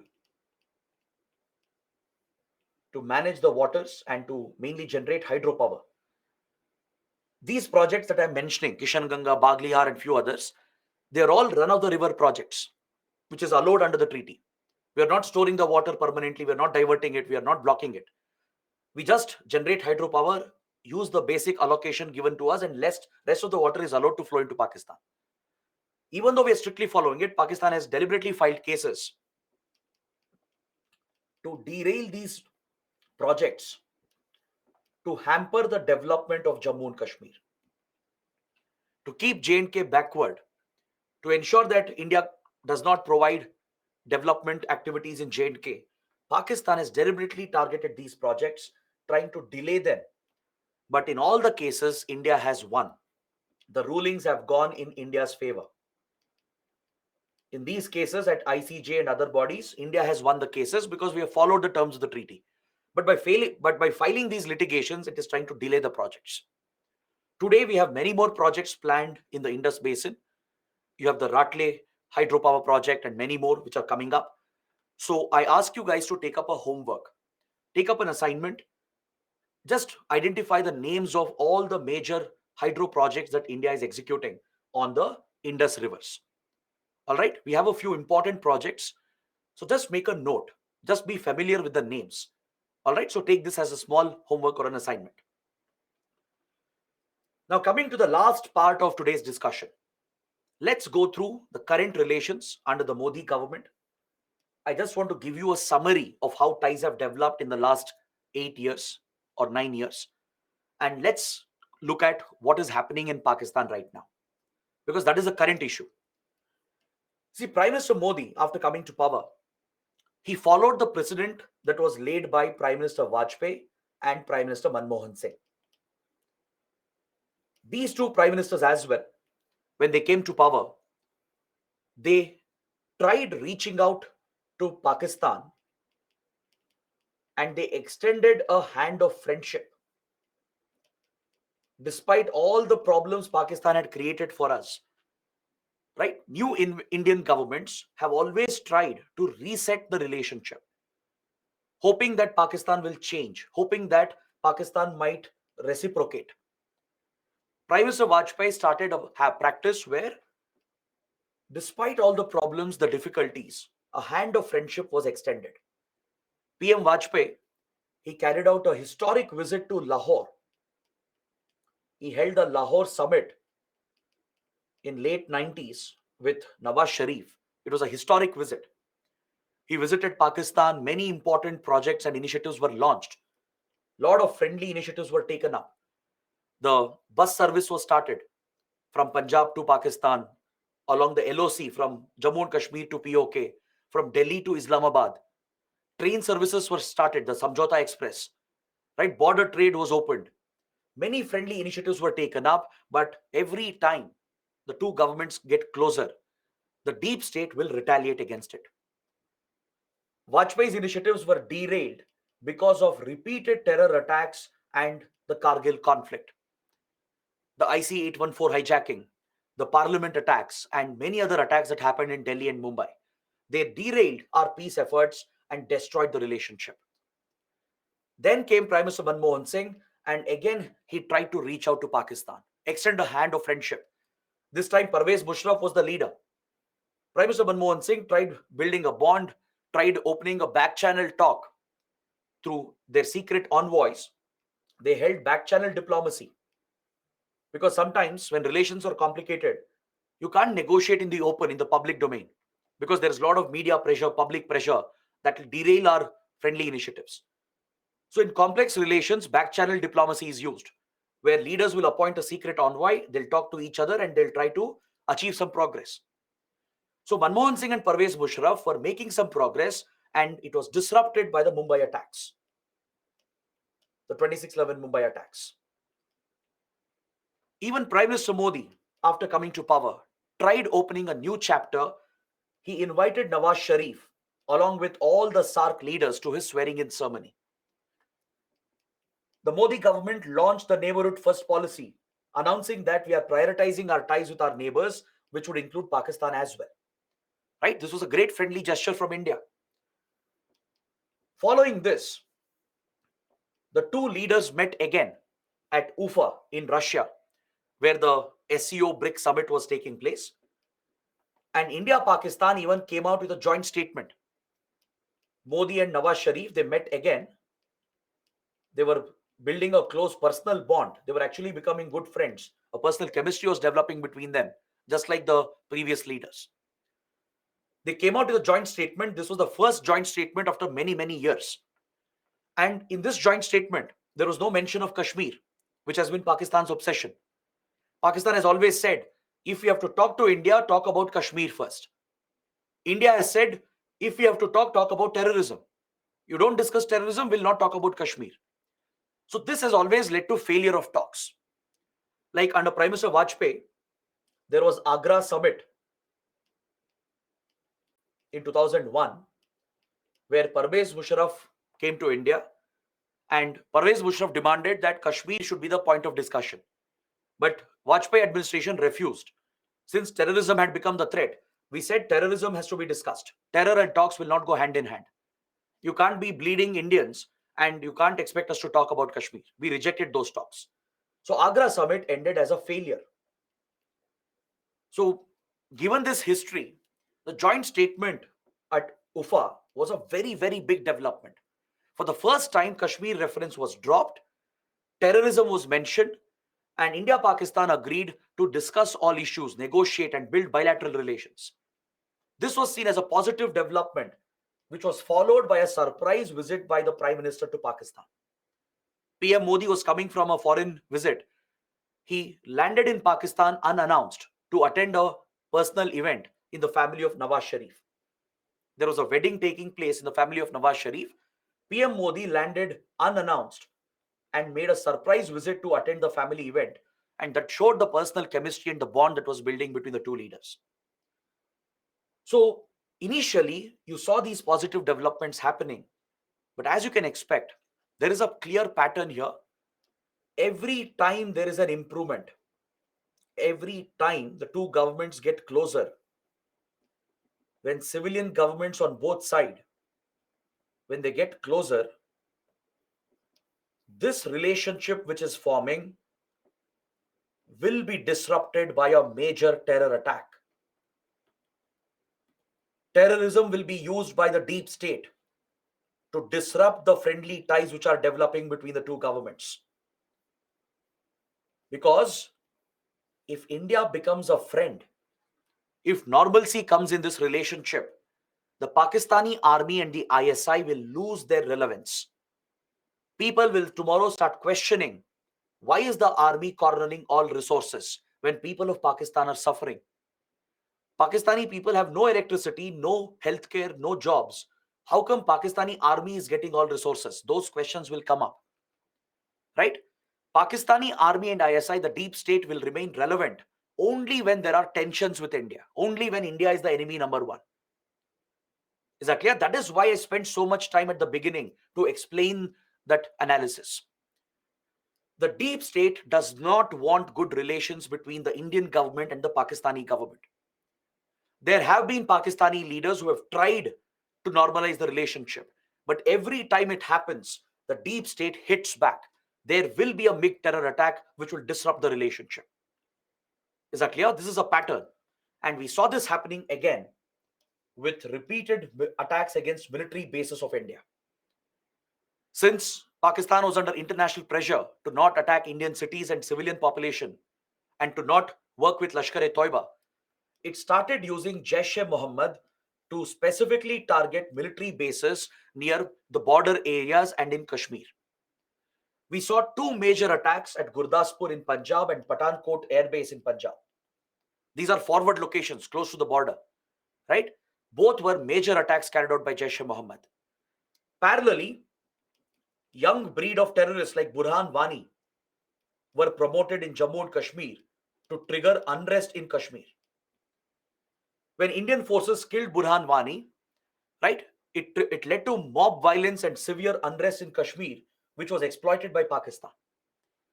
We saw that Pakistan was encouraging civilians in Kashmir to mob the army and disrupt their counter-terror operations. Stone pelting was being encouraged deliberately. It was a deliberate strategy to trigger the Indian forces to open fire against civilians. The ISI was sponsoring separatist elements in Kashmir following the killing of Burhan Wani. Burhan Wani was a terrorist. Young breed of terrorists were being supported. When India acted against them, eliminated these terrorists, right? There was support from civilians. There was mass unrest that broke out, and the ISI supported the mobs, pushing them to disrupt army operations. So when live encounters were going on, counter-terror operations were going on, civilians would surround the place. They would pelt and throw stones at Indian army. This would disrupt the operation, threatening the lives of everyone. So Indian army would be forced to retaliate and open fire on civilians to defend themselves, leading to deaths and injuries among civilians. CRPF, which is also deployed in Kashmir to maintain law and order, would also retaliate and open fire pellet guns to control the mobs that would injure many people and sometimes kill civilians as well. These pictures and videos would be published by Pakistan at global level. This was Pakistan's strategy to internationalize the Kashmir conflict. It would bring up the issue at United Nations. It would bring up the issue at Organization of Islamic Cooperation and accuse India of committing human rights violations. Because when forces open fire, even if they fire rubber bullets or pellet guns or tear gas, etc., there will be injuries. In close quarters, there could be death as well. If women, children, or old people who are civilians, if they get injured or killed, right, the pictures and videos don't look good. Even though it's a necessity for the forces to protect themselves, Pakistan will use the opportunity to allege that human rights violations are happening, that Indian forces are targeting civilians. But the trigger is actually coming from Pakistan. It was a deliberate strategy to use civilians to mob the army, to prevent the operations and pelt stones, so that we would be triggered to push the mob back by using these methods where civilians might get injured or killed. Is that clear? So these are the tactics Pakistan has repeatedly used against India. Then came the massive Uri attack in 2016, again carried out by Jaish-e-Mohammed. This time, India retaliated with coercive diplomacy. We put tremendous pressure on Pakistan through international efforts. We cornered Pakistan at the UN, at Financial Action Task Force. We got support from US and Western countries to put more pressure on Pakistan. And within the region, we isolated Pakistan by excluding it from the SAARC. Is that clear? See, we can't remove Pakistan from SAARC, but we sidelined the SAARC grouping itself to isolate Pakistan. When the Uri attacks happened in 2016, in just a few weeks, the SAARC summit was about to happen in Islamabad. Pakistan was hosting it. The Islamabad summit was about to happen. But India boycotted the SAARC summit. As Pakistan was responsible for Uri attacks, right? We adopted an approach called SAARC minus Pakistan, meaning we will work with South Asian neighbors, but not through SAARC, because Pakistan is a problem here. So India boycotted the SAARC summit, and all the SAARC members, they supported India. We'll study more about this tomorrow when we take up these regional groupings. All the SAARC members, Sri Lanka, Bangladesh, Nepal, Bhutan, Maldives, Afghanistan, they all supported India. They blamed Pakistan for the Uri attacks, and they all boycotted the Islamabad summit. The SAARC summit did not happen. So since then, we have sidelined SAARC and we have isolated Pakistan in the region through diplomatic efforts. Apart from coercive diplomacy, India decided to use hard power as well and carried out surgical strikes. Indian Special Forces, the Para-SF, the Para-Commandos of the Indian Army, infiltrated into POK across the LOC and struck the terror launch pads that are present right along the line of control. Pakistan would have set up these temporary terror launch pads where the trained terrorists are brought for temporary posting, and from there they are pushed across the border into India. The permanent terror camps are located deep inside Pakistan, so that The permanent facilities are away from India's reach. So India can't easily attack them. So the larger terror camps, the permanent terror training camps, they're closer to the Afghan border, right, in Khyber Pakhtunkhwa and towards the Afghan border. Whereas the launch pads, which are temporary facilities, they exist only for few days. They can keep shifting. The trained terrorists are brought here to these temporary terror launch pads, from where they are pushed across the border into India, across the LOC into India. These launch pads were targeted by Indian special forces in a very successful operation, and many terrorists were eliminated. This was military action, right? Pakistan treated this as an act of war, as a breach of Pakistan's sovereignty. And as a result, tensions increased and the relationship completely broke down. Because of these events, the Gurdaspur and Pathankot attacks, unrest in Kashmir, and Uri attacks, the relationship completely broke down, and it further escalated after the Pulwama attacks.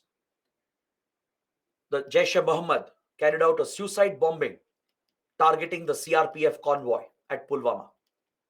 40 CRPF Jawans were martyred, right?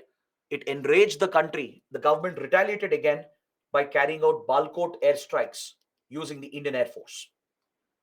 This time, Indian fighter jets breached Pakistani airspace, went deep inside into Khyber Pakhtunkhwa, and bombed Balkot, where terror camps are located, permanent terror camps of Jaish-e-Mohammed and other terror groups are located. Again, according to India, multiple terrorists were killed. But Pakistan saw this as a breach of its sovereignty. It treated this as an act of war, and as expected, it retaliated against India. Even the Pakistani Air Force entered Indian airspace the next day. I'm sure all of you remember this, right? This resulted in an aerial dogfight between Indian Air Force and Pakistani Air Force. This was the first time it was happening after 1971. After 1971, Indian jets had never entered Pakistani airspace, right? We had never had an aerial dogfight between the two air forces after 1971. For the first time, these incidents happened. As a result, tensions increased. Both the sides shot down one fighter jet. We shot down a F-16, they shot down a MiG-21, and an Indian pilot unfortunately landed in POK. As his plane was crashing, he ejected, and Wing Commander Abhinandan landed in POK and he was captured as a POW, as a prisoner of war. But following negotiations, he was released safely, right? He was given back to India. But the crisis escalated and the tensions increased, and India suspended border trade. See, first of all, trade between India and Pakistan has been minimal. All right, we have one border checkpost, the Wagah Atari checkpost, integrated checkpost, where some trade was happening. Even this was shut. And the local trade along LOC between Kashmiri villages, that was entirely stopped. Border trade was completely shut. And MFN status was revoked by India. The most favored nation status, which countries give to each other as per WTO, this was revoked by India to downgrade the economic relations. So since then, our economic and diplomatic ties have been completely downgraded. The only positive development was inauguration of Kartarpur corridor. It's a cultural initiative, because there are two important gurudwaras, one on the Indian side and one on the Pakistani side. In the Gurdaspur district in Punjab, there's a very sacred gurudwara. All right, it's very sacred for the Sikh community. On the other side in Kartarpur in Pakistan, there is another sacred gurudwara. This is where it's believed that Guru Nanak, the founder of Sikhism, is believed to have spent his last years, the final years. These gurudwaras got separated because of the partition, right? Because of the tensions in the hard borders, Sikh pilgrims could not visit Kartarpur. The only route for them was through Pakistan, right? They had to get a Pakistani visa, which was always difficult for Indians. So as a result, Sikhs could never visit Kartarpur, right? Even if they tried, it would be very complicated and risky. So the request was to create a visa-free corridor. And in 2019, finally, India-Pakistan fulfilled this promise. India and Pakistan worked together to create a visa-free corridor for 6 kilometers, where Indian pilgrims can enter Pakistan, reach Kartarpur, pay their respects at the Gurudwara, and come back on the same day. So such a visa-free corridor has been created, And this is the only positive development. Apart from that, everything has gone downhill since 2016. Later, India revoked the special status of J&K under Article 370 and reorganized Jammu and Kashmir, the state of Jammu and Kashmir, into two union territories. Obviously, Pakistan has opposed these changes. It has criticized India for these changes, taken this issue again to UN and OIC, accusing India of changing the status quo in the Kashmir dispute. Right? Because this changes the status quo on the ground. The removal of special status and reorganizing J&K into a union territory. It brings J&K under greater control of the center. Correct? So Pakistan has opposed all these changes and tensions have further escalated between the two sides. So we haven't seen any much improvement in the last few years, and this is how things remain as of now. But right now, the biggest worry for India is the crisis, the internal crisis that has emerged in Pakistan. In the last couple of years, Pakistan has been staring at a deep-rooted crisis, that too on multiple fronts. There is a political crisis, a serious economic crisis, and a security crisis. Essentially, Pakistan is staring at collapse. Potentially, there is a risk of the Pakistani state collapsing completely. Politically, what has happened is that Imran Khan, the former prime minister, the leader of Tehreek-e-Insaf, right? His party was seen to be contradictory to the interests of the deep state. Even though Imran Khan was initially backed by the army and the ISI, later they had a fallout. They had their own differences which came up, and Imran Khan's popularity kept growing. So last year, the deep state pushed out Imran Khan. They triggered a political crisis, pushed out the prime minister, and new governments have been formed, and the political crisis is persisting. In the last few months itself, Pakistan has got two prime ministers. Right now, a caretaker prime minister has been appointed to lead the country towards elections next month. Mostly it will happen in November 23. And Imran Khan parallelly has been leading his own rebellion, is leading massive protests against the deep state, the army, and the other political parties. And he has been arrested on corruption charges. Right? I'm sure you would have read about this in newspapers. So this has pushed the country into a political crisis again. It shows the extent to which the army and the ISI interfere in Pakistan's politics. Right? Pakistan never witnesses free and fair elections. All the political changes that happen, they're all largely engineered by the deep state. So the rising popularity of Imran Khan, the divisions between these various parties, and the involvement of the deep state is increasing the crisis. So everything will depend on how the elections will happen. Will fair elections be held? Will Pakistan remain a democracy, or will the military do something again? These remain some big questions. And as Imran Khan has got a lot of loyal followers and supporters, there is a possibility that rebellions might break out. When Imran Khan was pushed out and corruption charges were filed against him, it led to large protests. These were unprecedented. Pakistan had never seen such kind of protests against the deep state. In support of Imran Khan, massive protests broke out, indicating the divisions, the political divisions in the country. Right? So this represents a political risk. Next, Pakistan is staring at a very serious economic challenge. The economic mismanagement and all the diversion of funds towards sponsoring terrorism, military modernization has destroyed its economy. It has borrowed heavily. There are many foreign debts which are pending. Several loans it has taken, it has not repaid them. And its forex reserves have dipped, similar to the crisis that Sri Lanka has been facing. Right? It's facing a very serious forex crunch. It doesn't have enough forex reserves to continue imports beyond few weeks. Inflation levels have skyrocketed. The last I checked, inflation levels were in the range of 25 to 30%. This is massive. It's almost runaway inflation. Compared to that, inflation in India is around 4 to 5%, which is manageable. Right? So the poor people are at the receiving end. Basic services have been disrupted. There is a massive electricity shortage. Pakistan is not able to continue its energy imports. It's not able to generate enough electricity. Water supply has been affected, right? The economy is in a crisis mode. Jobs have been compromised. Agriculture also has suffered. And the floods of last year has added to the problems. So there is a very serious economic challenge the country is facing. And right now it's looking at a bailout package from the IMF.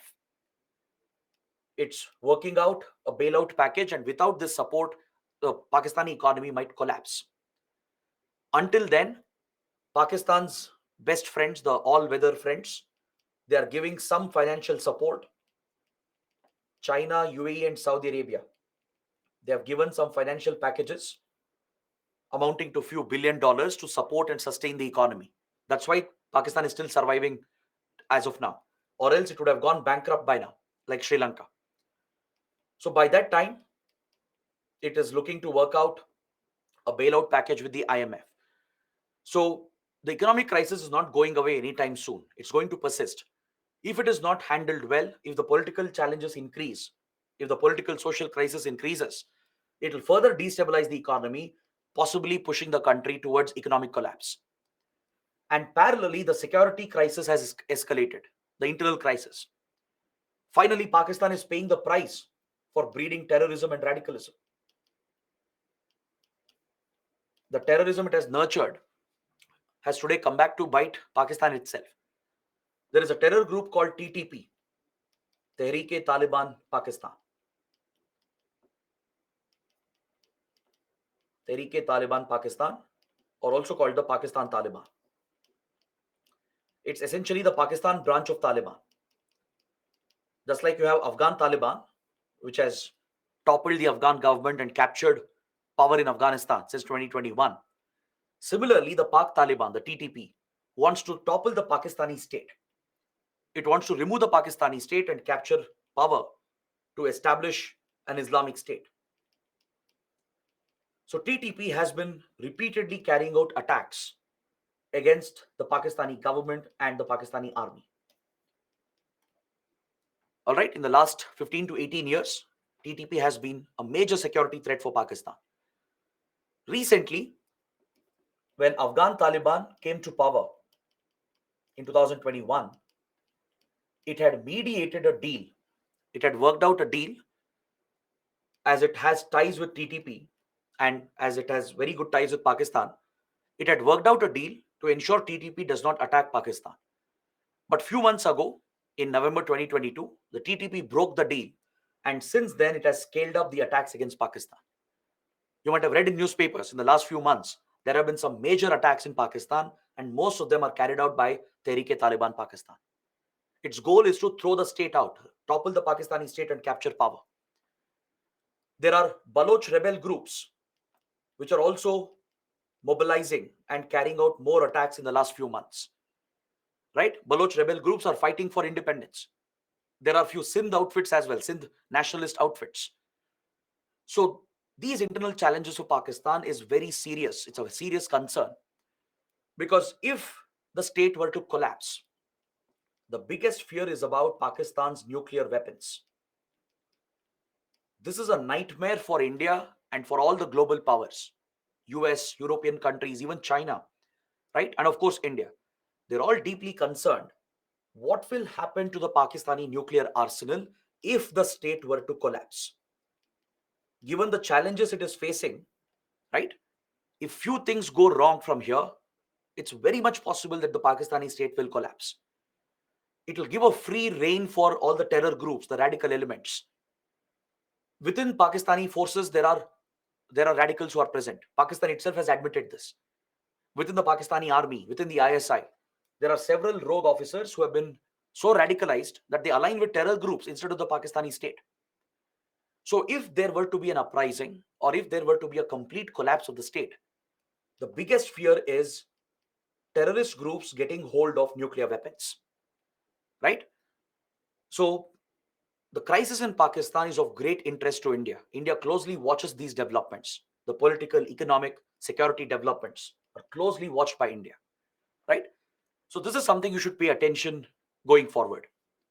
So in current affairs, ensure that you read these articles that deal with the internal challenges of Pakistan, because it is relevant for India.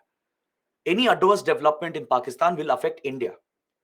The security crisis, the economic crisis will have a bearing on India's security, on India's national interests. So that is why it becomes relevant for the exam. So with this, we can complete today's session. We can end the module for today. So let's just look at the questions, a couple of them, and we can wrap up for today.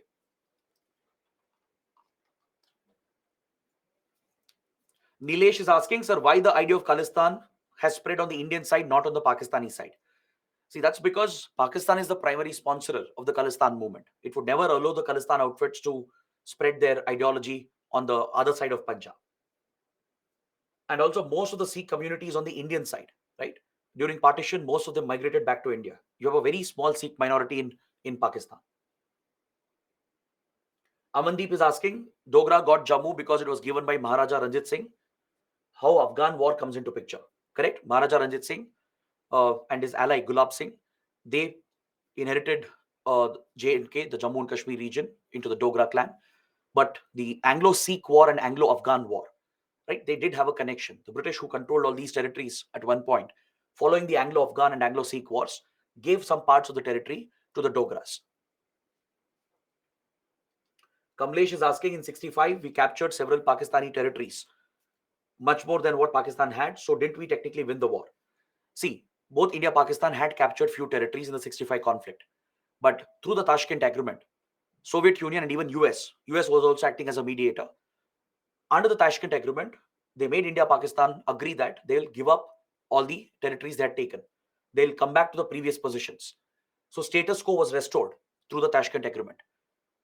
In fact, someone has asked the same question. Explain Tashkent Agreement, Akula, right? I mentioned that Tashkent Agreement ended the war. It convinced both India and Pakistan that we will give up the territories that we are occupying. In the war, the territories that were taken, they were given back, they were returned. The troops were retreated. And whatever positions they maintained before, they returned that normalcy back. That's why the war was more of a stalemate. All right. And they also agreed not to meddle with each other, not to interfere, and maintain cordial bilateral relations. So those were the basic terms of Tashkent Agreement. Why Saurabh Kalia, the martyr of Kargil war, has not been given justice? Smita is asking. Saurabh Kalia was an Indian soldier who was taken as POW during the Kargil conflict, and he was severely tortured by the Pakistani forces and killed. Pakistan denies the allegations, but India says this was a war crime. Right? POWs have to be treated with dignity according to Geneva Convention. But Pakistan had violated the Geneva Convention norms and committed severe torture as well. So that's why India raised these war crime allegations.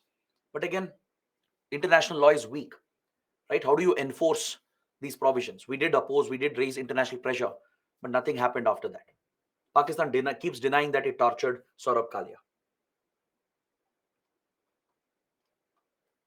Sanskar is asking, can India play a covert role to topple Pakistan?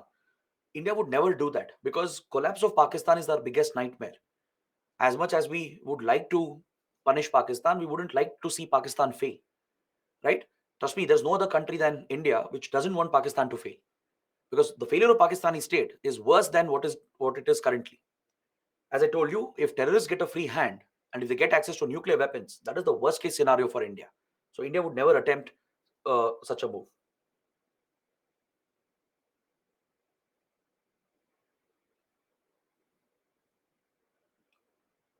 Rahul is asking a question on Israel-Palestine conflict. Don't worry, we'll come to it. We still have many more classes. We have a separate class for West Asia. That's where we'll discuss Israel-Palestine, not here. All right. So guys, these were some of the questions. So with this, we can end the session for today. We'll meet again tomorrow. We'll take up the next module. We'll look at Afghanistan and some important regional groupings. Right. So till then, take care. Let me know how the class went, and I'll see you tomorrow.